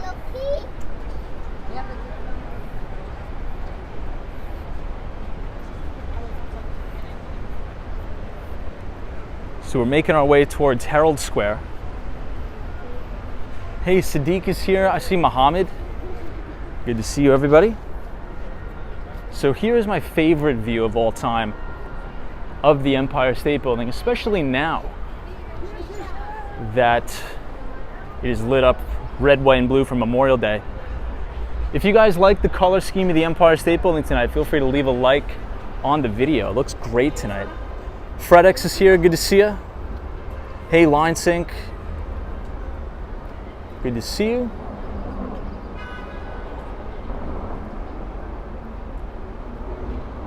Hey, I see Western Mass Dave. Western Mass Dave, hope you're having a good Memorial Day weekend, my friend. Anonymous Dude says, Tom, you would enjoy Puerto Rico. I think I would as well. I definitely have to get out traveling more, for sure. Tusar says hello. Andy is here from South Korea. This is a beautiful view. Good to see you, Andy. Hopefully all is well in South Korea. Andy, so here's what I've been hearing about South Korea. Wednesday is supposedly a holiday in South Korea. Is that true? So I guess you have off. No work on Wednesday. And what holiday is it? What is the holiday on Wednesday in South Korea, if any? So this is the corner of Broadway and 35th Street, right on the corner of Macy's. So speaking of Macy's, Macy's had a very, very surprising blowout earnings report last week, beating on both the top and the bottom line. So here's something that intrigued me about Macy's earnings report. If we think about the companies who bombed earnings and the companies who reported better than expected, here's one of the reasons why I think Macy's performed better than expected. If we go back to what the CEO of Home Depot said, what the CEO of Walmart, the CEO of Target, Costco, what they've said is that they're seeing consumers not ease up in spending, but allocate or reallocate their spending to different things. So I'll give you an example. So the CEO of Macy's said they saw massive spending in like the dress clothes department. So shoes, suits, things like that. Now, why do we think that could be the case? Well, as the economy is opening up, as more people are going back to the office, they need to buy a whole new wardrobe. You know, for me, I'm now back taking clients out on a regular basis, going back to business travel. So even myself, I think over the past 3 months, I've probably spent over $300 at Macy's on new white shirts, on shoes, on getting a new fitted suit. So this quarter, this good earnings quarter is probably not going to last. Maybe it'll have about 6 to 8 months of runway. But coming right out of the mouth of Macy's CEO, they said there was extreme spending on back to the office material, which I guess makes sense. And even if you're working remote, let's say if you're in a sales role or something like that, if you're an account executive, even if you're not going back to the office, if you're selling into Fortune 500 or Fortune 50 companies, you're probably going to take clients out to dinner. You're probably going to be taking them out to different events, in which case you need to look nice. So Macy's with a very surprising earnings report, beating on both the top and the bottom line. I forget what their guidance was. Let me check. I think I actually wrote it down. But I actually think they guided higher. Let's actually check. Maybe it was a beat and raise quarter. Let me put that on my phone.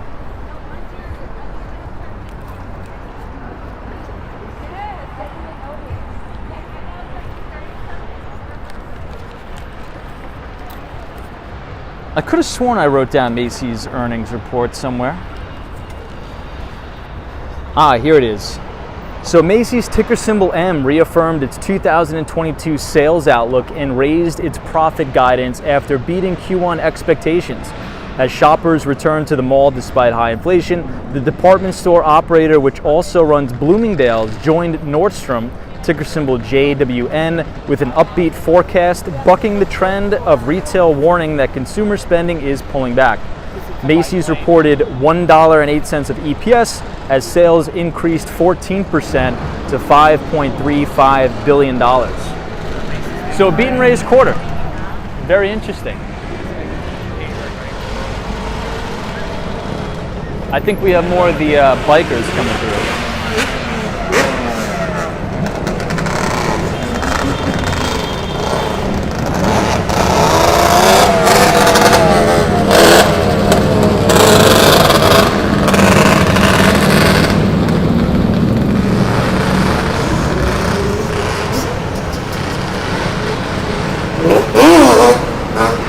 A lot of traffic tonight.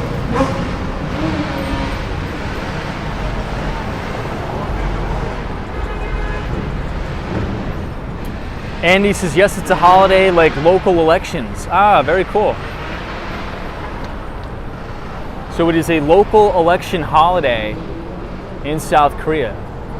So enjoy your day off. Yeah, Bob's like bike gang, just like in Miami. So let's head to the Intrepid. I think we overshot it by like 10 blocks, but I wanted to come to 34th Street. But let's head towards the water.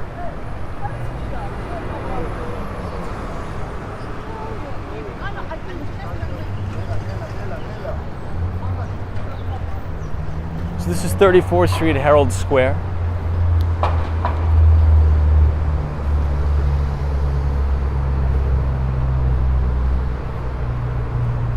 Yeah, Samantha R is like, I can't believe it's Sunday night and it's so busy. Probably because Memorial Day, obviously. But you're right, definitely busy for a Sunday.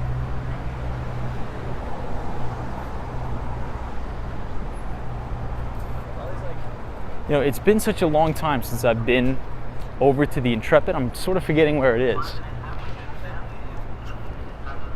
Hey, Gregory is here. Good to see you, Gregory. Welcome, my friend.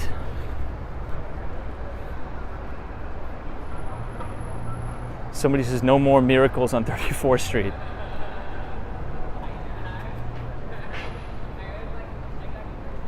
Twisted BTW says I want to live there so bad. Well, you're more than welcome to come. Palmettis is always a good choice.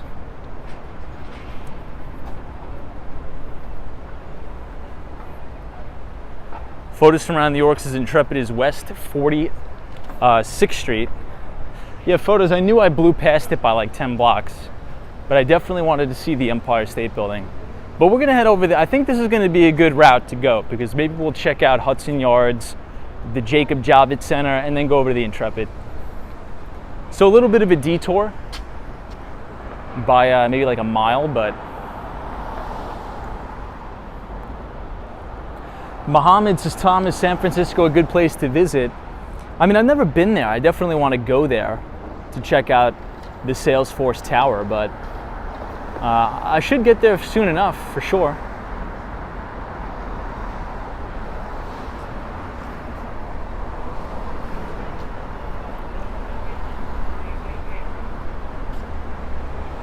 Eric 20 says, do you get demographic information on your viewers? I do. And that data is so interesting to look at. It blows my mind every time I look at the YouTube analytics. Insane. Really, really wild. It's almost like there's not a target audience, if that makes sense. Well, maybe that's not true.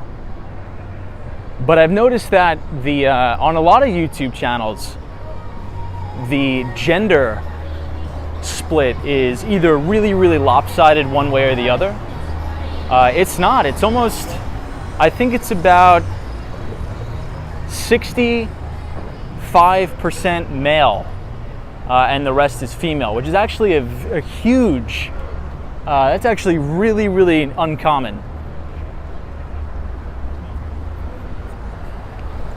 I believe we have about 80% of the audience is from the United States, which actually is pretty low.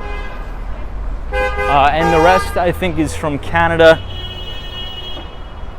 Very big presence in Brazil. So Canada, Brazil, Argentina is also really big, South Korea. It's wild. I never knew that this many people would ever watch this, but I'm very thankful for it. It's amazing. I've been able to meet a lot of cool people.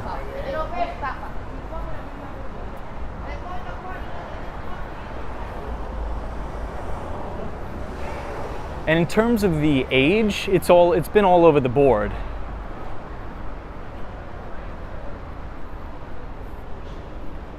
Yeah, Anonymous Dude is from Canada. Who else do we have from Canada? Like Mark Davis, a ton of people from Toronto. We have a lot of Toronto, Vancouver.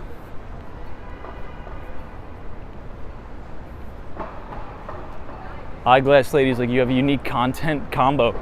Yeah, that's definitely true. And to your point about it being the ultimate networking tool, it's been really mind-blowing the amount of people who have reached out via email. Like, really, really incredible.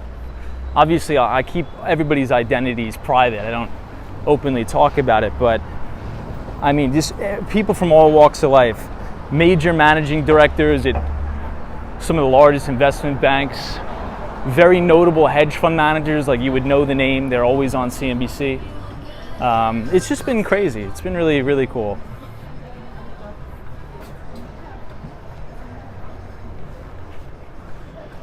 And also, writing the newsletter has been really good for networking opportunities as well. So it's been a blast. It's been really fun. Wow, Mr. Ming is from Iceland. I didn't know that. So cool. You know, we also have a lot of Irish viewers from Ireland. Line Sinks is UK is here. Nice. You know, now that we're on that topic, we might as well do a quick poll in the chat. Where is everybody tuning in from? I pretty much know the vast majority of people, but I'd like to know if you feel comfortable. So where is everybody from, if you don't mind me asking? Ah, Mexico. What's up? Montreal, the Jersey Shore. Love that. Canada. Love Canada. Canada and the US is pretty much the same thing. Jersey, a lot of New York, Houston, Texas, Dallas, San Antonio. I'll be there very soon. Des Moines, Iowa. Wow, Trinidad, Wisconsin, Florida, Northwest Arkansas. Love that. North Dakota, Tampa, Florida, the Bronx. You know, I used to work in the Bronx for many years. Right off there, the Grand Concourse. Barbados, Nebraska. Wow, love that. Florida, yeah.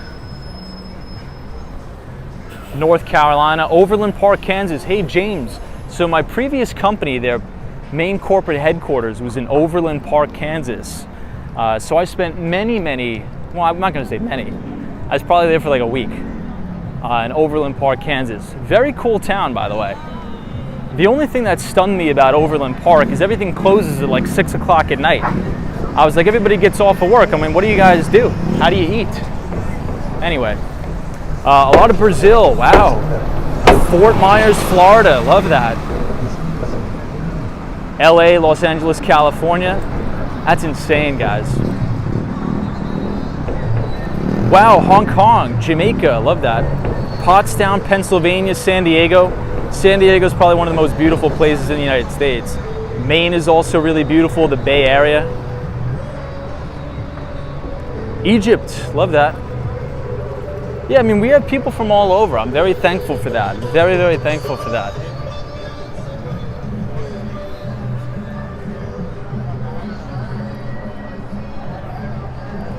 It's cool to talk to people from all over the world to get a different perspective on life, for sure.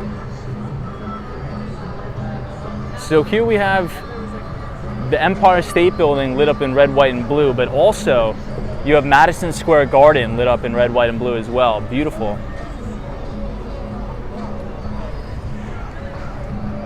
We also do have a presence in Saudi Arabia as well. I saw on my YouTube analytics. I think Muhammad is from Saudi Arabia. The other Muhammad, not Muhammad from Malaysia. We do have another Muhammad who joins sometimes, depending on the time zone. From Virginia. Very cool. Somebody says, I heard you bought a house. Where? Yeah, so I bought a house in Miami about 6 months ago. But now it is technically a legal two-family. It is a legal two-family house, so hopefully the market will take a hit so I could acquire more property. But I don't think I'll buy another property in Miami, Florida. I think I want to buy in a different location. Justin B says, where is the brand entrance to the Madison Square Garden? I'll be there in August for Rage Against the Machine. Fantastic Rage Against the Machine, by the way. So I'll give you a quick tour of it. Might as well, since we're here. Just let me cross the street without getting knocked off. This entrance is to the Amtrak. Well, the old Amtrak. Now, if you go right across the street to the Moynihan train station, this is probably where I'd go in if you're going to take the Amtrak train here. But if you go all the way around this way,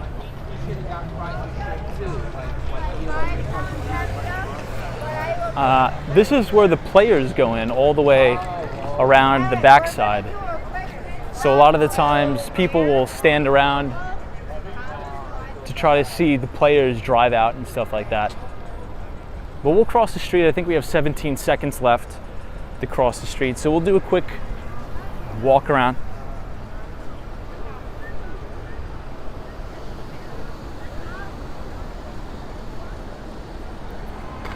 Billy says, I'm an agent in San Diego if you're ever out there and you want a tour. Hey, definitely, man. Definitely, thank you for offering as well. So So this is New Jersey Transit as well as Amtrak. I think there's a steakhouse around the corner. I'm not sure if it's closed down. I don't even know. But here's the employee media patron entrance. Also, people with disabilities, you could go in right here as well.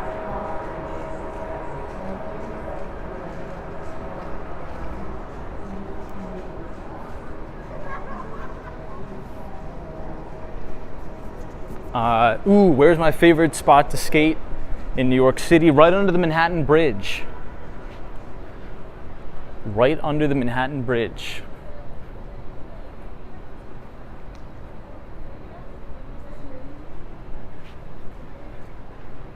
So this is Nick's Steakhouse, but I think it's only open during times when there's games and stuff like that, I think.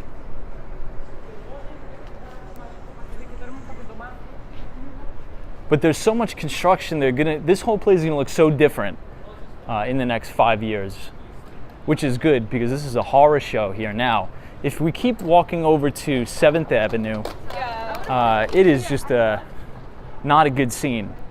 Hey, Penelope is here, what's up?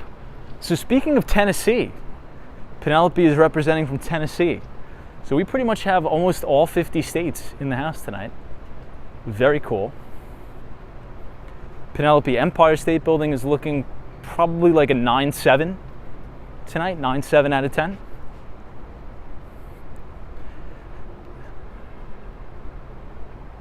Eyeglass Lady says, Tom, I spent much of my life in Orange County,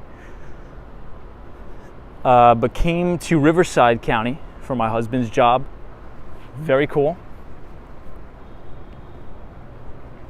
So here's the very back side of Madison Square Garden. This is where like the players' buses will go in and things like that. Also, if they're setting up for like an event, things will be all right here.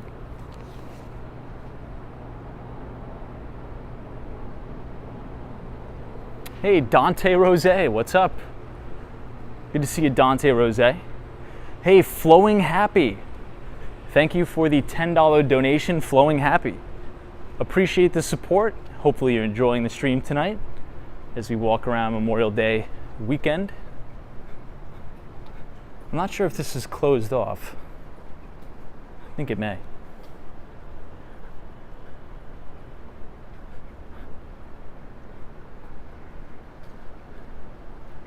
Very quiet here.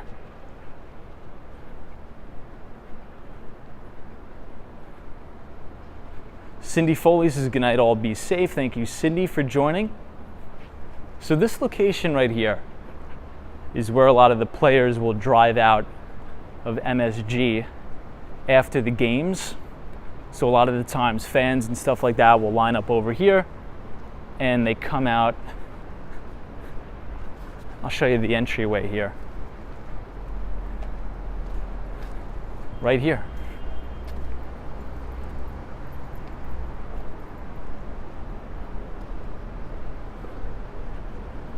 The players come out right here. Probably gonna get yelled at by this guy, but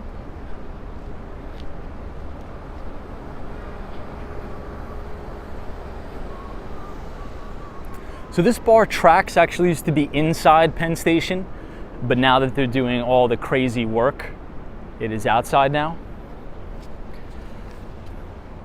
But that is the main entrance to Madison Square Garden. You go right up the stairs, the escalators inside the building. But here is the players' entrance, I believe. So a lot of the players will drive out of here. Hey, Tom AK, what's up? Yo, it's Steve from Buffalo. What's up? Says Tom, it was an amazing weekend in New York City. Thank you. Becco's was amazing again. Steve, fantastic. What did you wind up getting when you went to Becco?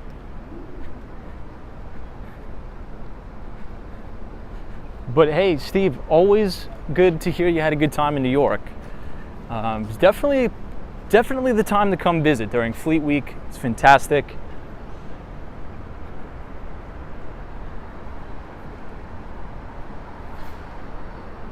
But once again, Flowing Happy, thank you so much for the donation. We're going to check on Billy Joel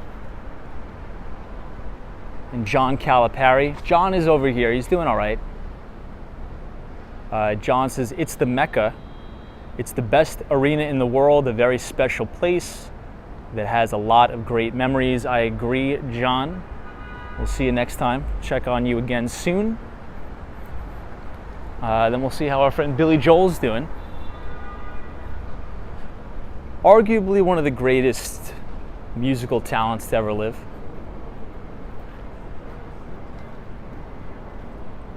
Madison Square Garden is the center of the universe as far as I'm concerned. As far as we're concerned as well, Billy Joel. Just a really, really fantastic talent. 1 in a million. We'll probably never have another person like Billy Joel ever to live. I think you can't make another person like him. Eric 20 says, do you think the big corporations are regretting work from home?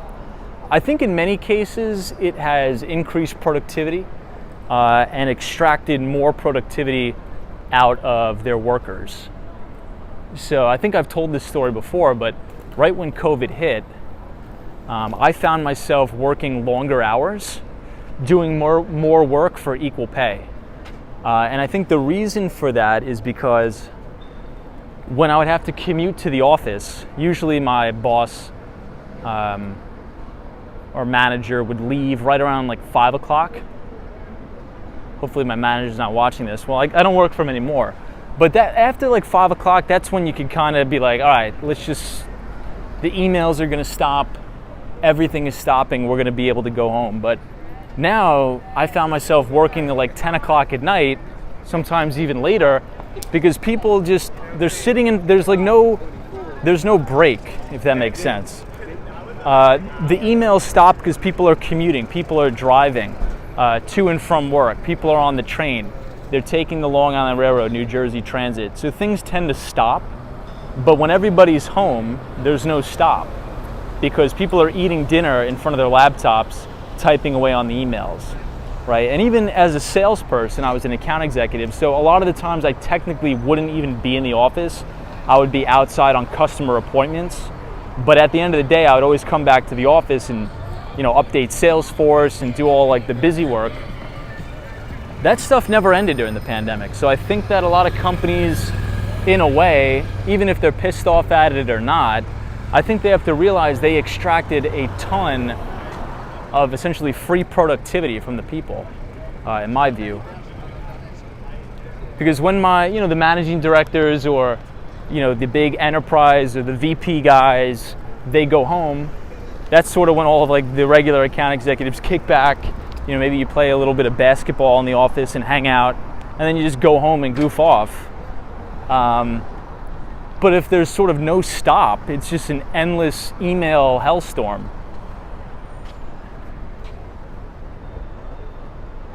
Anonymous Dudes is excellent commentary, Tom. Yeah, so Techno Pink probably experienced that more than me, being a consultant at EY. I mean, I think there needs to be a break in the action, if that makes sense. And I consider myself a relatively hard worker, right? I think I don't complain about working hard. I'll work 12-hour days, that's fine. But it comes to a point where it's too much. And I think during the height of COVID, it was like, my boss is emailing me to work on this project or this proposal or build this pitch deck. I'm like, it's 11 o'clock at night. I'm like, what is this guy doing?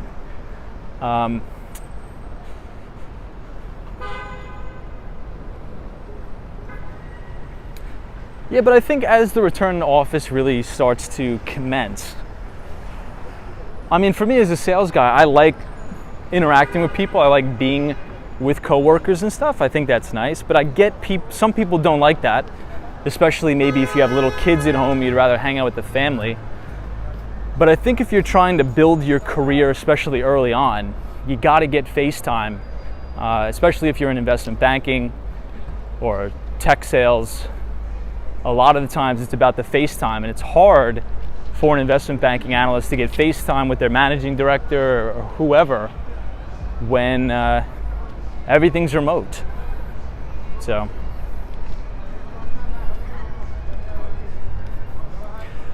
all right, everybody, we got to pick up the pace if we're going to see the Intrepid tonight.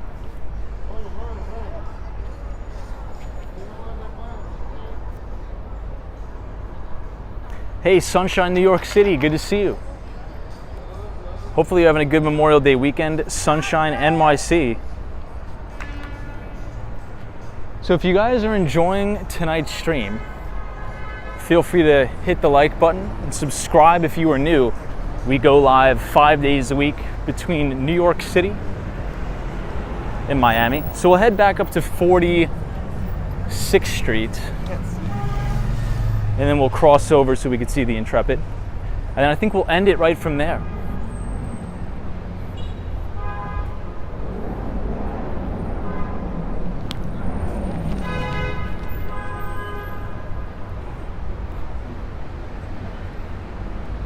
Wow, check out this mural here on the side of the building. That looks so incredible. Very unique.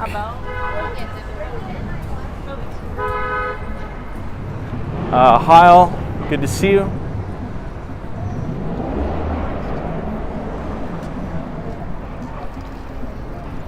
All right, we're stuck at the light, but we are going to have a good view of the Empire State Building.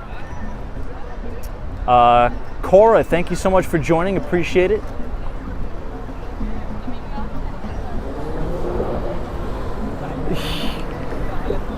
So this is the very famous New Yorker Hotel, but I believe now the New Yorker Hotel actually doubles as dormitories for the CUNY system, or the City University in New York.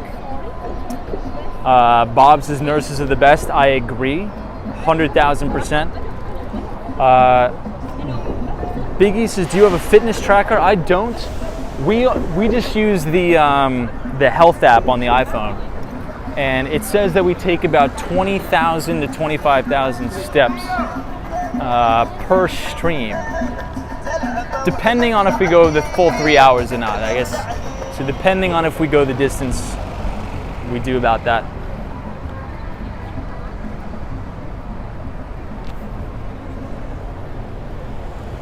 Hey, Emilio J, good to see you. Says the atmosphere is really good in the city tonight. It definitely is. A lot of tourists, I could tell, are back in the city, which is good. And we have what appears to be the NYPD mounted unit. Beautiful animals. At least I think that's what it is.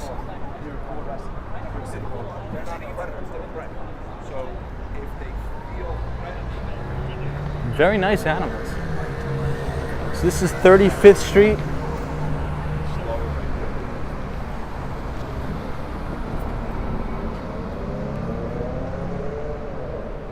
Joan, good to see you.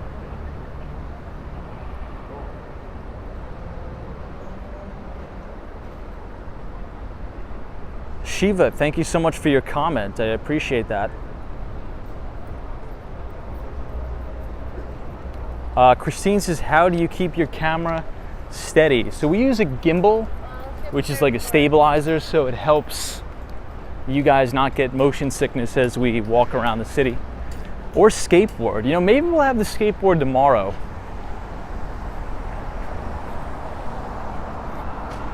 The only reason why we didn't have it yesterday is because we had extreme rain, which was definitely not fun.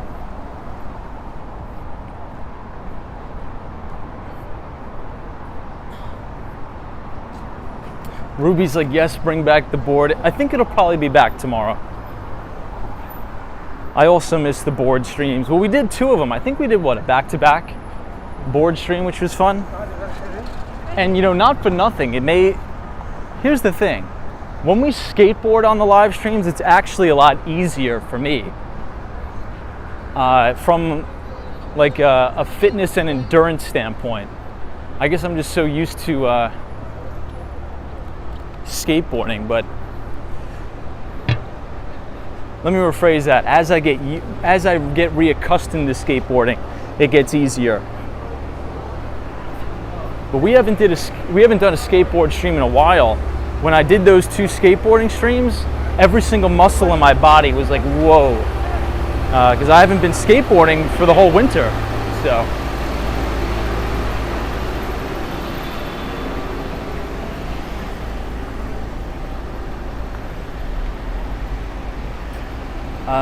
8th Avenue again.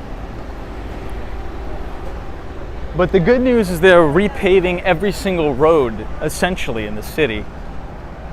So anything pretty much south of 23rd Street is all brand new paved. So it's only a matter of time before that stuff comes up here.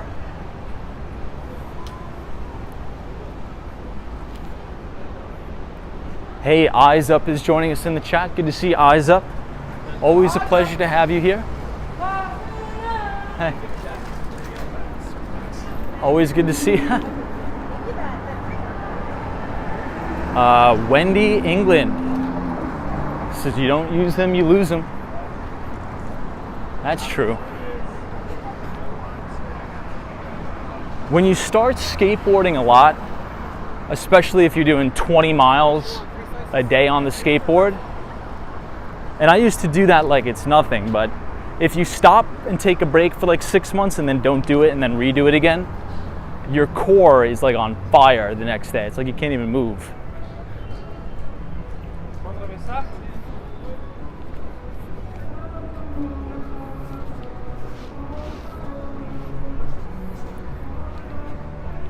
Let me check my battery, everybody. Ooh, I'm on 20%. I think we may just make it to the Intrepid. I think we may just make it. This is 39th, so we got a couple more blocks. We'll probably make it to the Intrepid right when the phone hits 10%.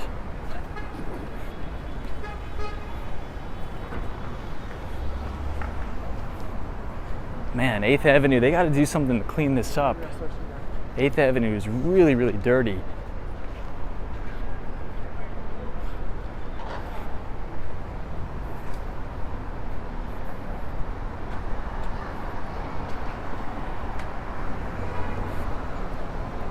Jeez. Man, I think 8th Avenue is by far the most dirty avenue in the entire city. I mean, this is gross.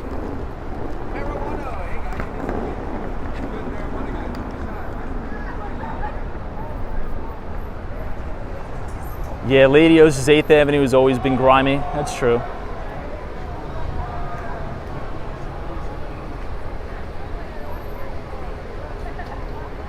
Tony P says that price is in Southern California. Yeah, Roy S., that is true. I've been good with that. It's definitely not the safest to skateboard and read the chat for sure.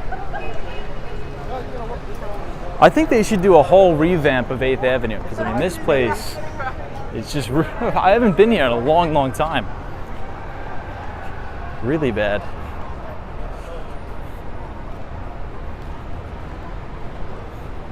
But my favorite spots in the city is like the Upper West Side. Park Avenue is beautiful as well. But I think it's probably dirty around here because there's a lot of foot traffic. You know, you have Port Authority bus terminal. Hey.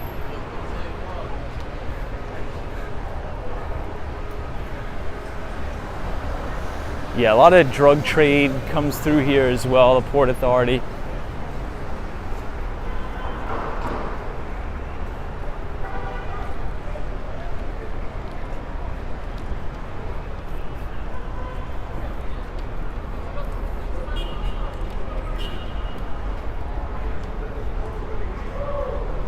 All right, now we're coming back up on 42nd Street. So only 4 more blocks to go. We'll make it. And I think we have just enough battery.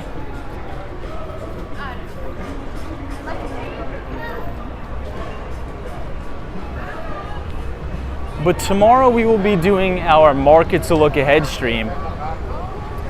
Obviously, financial markets are closed tomorrow for Memorial Day. But they will be back open on Tuesday. So tomorrow on Memorial Day, we will be doing our Markets to Look Ahead stream. We will be going over all of the specific companies that will be reporting earnings. We'll be talking about the ISM manufacturing numbers that are going to be coming out. We will be doing that all at 8:30 p.m. Eastern Standard Time. And we'll probably kick that off from 34th Street tomorrow, depending on where I am. Hey, Lupe, good to see you. Since we love the day off, so do I. Mr. Moon's Central Park stream, maybe. So I recorded a lot of pre-recorded videos, one of which was Central Park, because I'm not going to be able to stream, unfortunately, on Thursday, Friday, Saturday, or Sunday. I will be in Texas, San Antonio be at that. But we will be back doing our live streams on Monday. But due to business travel, we will be away for some time. Yeah, I would say. I think there's so much construction because they may be expanding the sidewalks here, which I think would be a good thing.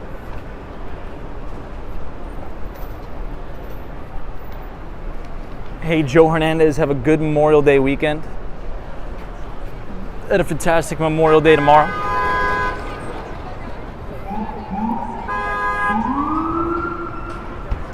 Iowa Oaks says absence makes the heart grow fonder of a good New York City walk. That it does.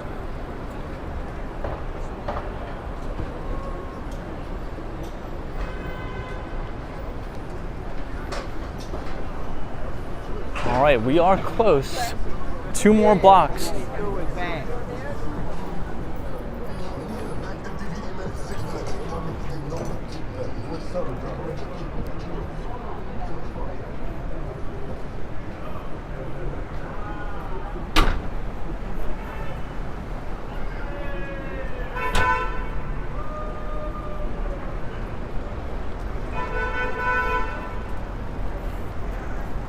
Yeah, I'm just observing all the stuff on 8th Avenue. I have not walked up or down here in a long time. And man, is it completely different from pretty much all the other parts of the city. 8th Avenue is like a world of its own.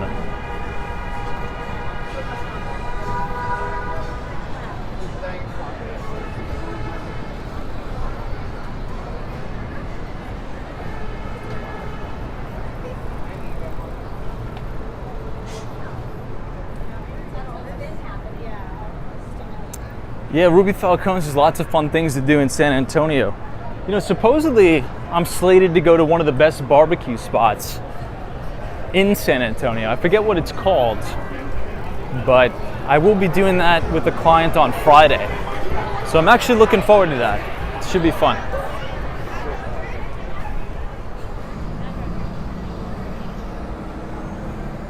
All right, one more, everybody, and then we are good. Don Smith says, Tom, in Texas you could hunt pigs from a helicopter. I'm not sure if I'll be doing any of that. That's, oh my God, that's hilarious. Is that true? Hey, the ABX girl says, attention basketball fans, it's the Celtics. So I'm assuming that the Celtics beat the Miami Heat, right? Was it the Miami Heat and the Celtics? I don't know, I'm not a big basketball guy.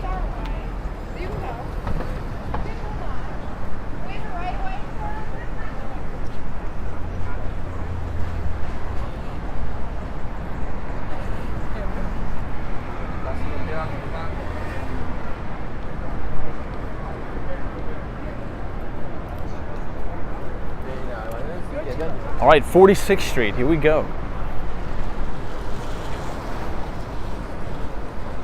Yeah, Battery Park is a nice area, agreed. So since we're on 46th, we're gonna walk past my favorite Italian restaurant in New York City. Becco, the one and only. So this is New York City's very own restaurant row. Ren 10 says, I don't know anything about basketball. I guess they did, but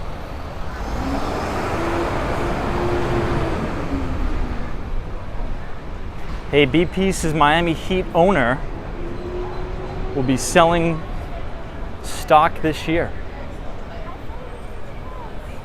So I'm assuming, where did they play? And did they play in Boston or did they play in Miami? All right, so this is Restaurant Row, everybody. If you do come to New York, definitely would recommend coming to Becco. Coming up here on the right.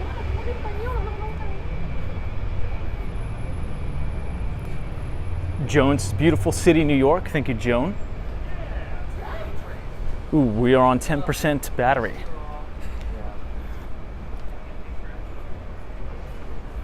So maybe we won't be able to make it all the way to the Intrepid tonight. You know, when I had my iPhone 11, I think the battery capacity was a little bit better. But if we go out, everybody, tomorrow we will definitely go to the Intrepid, 1,000%. That I can make a guarantee we will. Robert Muhammad, good to see you.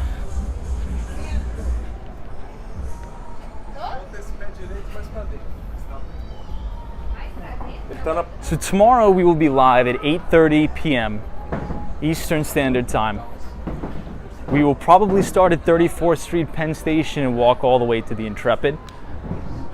But I am on 10%. So let me gauge it here. When we get to Becco, I'll make the decision if we can go the distance to the Intrepid tonight. But here's Becco, everybody. My favorite Italian spot, right here. Highly, highly anticipated, highly recommended, right here on Restaurant Row. Robbie Price says, I really appreciate your thoughts. You're definitely a savant. I appreciate your opinions and thoughts.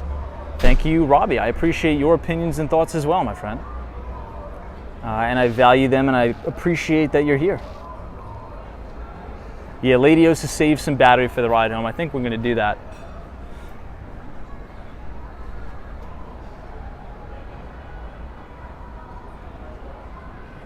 FredEx, appreciate it. Yeah, if I'm only on 10%, and then but tomorrow we will go to the Intrepid. I think tomorrow's probably a better day to go to the Intrepid anyway, because it is actually Memorial Day tomorrow. So there's probably going to be a ton of stuff going on. So we'll walk back to Broadway and we'll end it at Broadway. I'll take you guys back to Broadway, if you will.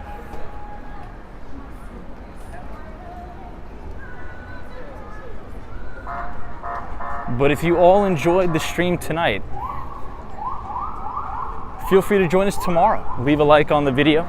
Subscribe if you are new. And tomorrow we'll be doing our Markets a Look Ahead stream. Obviously, markets are closed tomorrow. But next week on Wall Street is going to be a very busy week. We are going to hear from the IMF. We're going to get the manufacturing numbers. Also, Salesforce. Ticker symbol CRM. Mark Benioff's company is reporting earnings Tuesday, May 31st. So we'll be covering that. We're also going to do a deep dive into the financials of Slack. Obviously, Salesforce acquired Slack.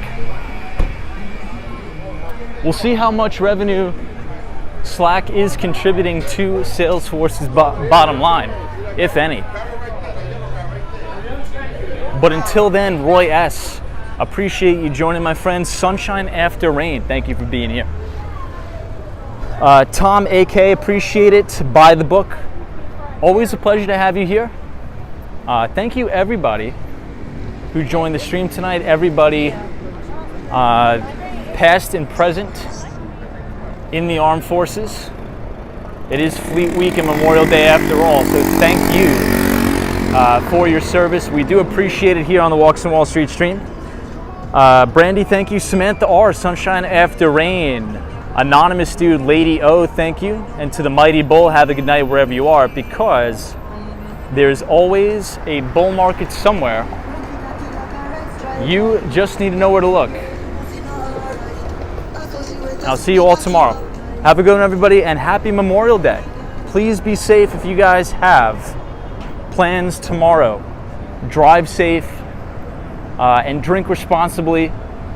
I think some news, Nancy Pelosi's husband, DUI, please, or DWI, please don't drink and drive. It's not worth it. Very dangerous. We want to all be safe. I'll see you tomorrow. Thanks, everybody.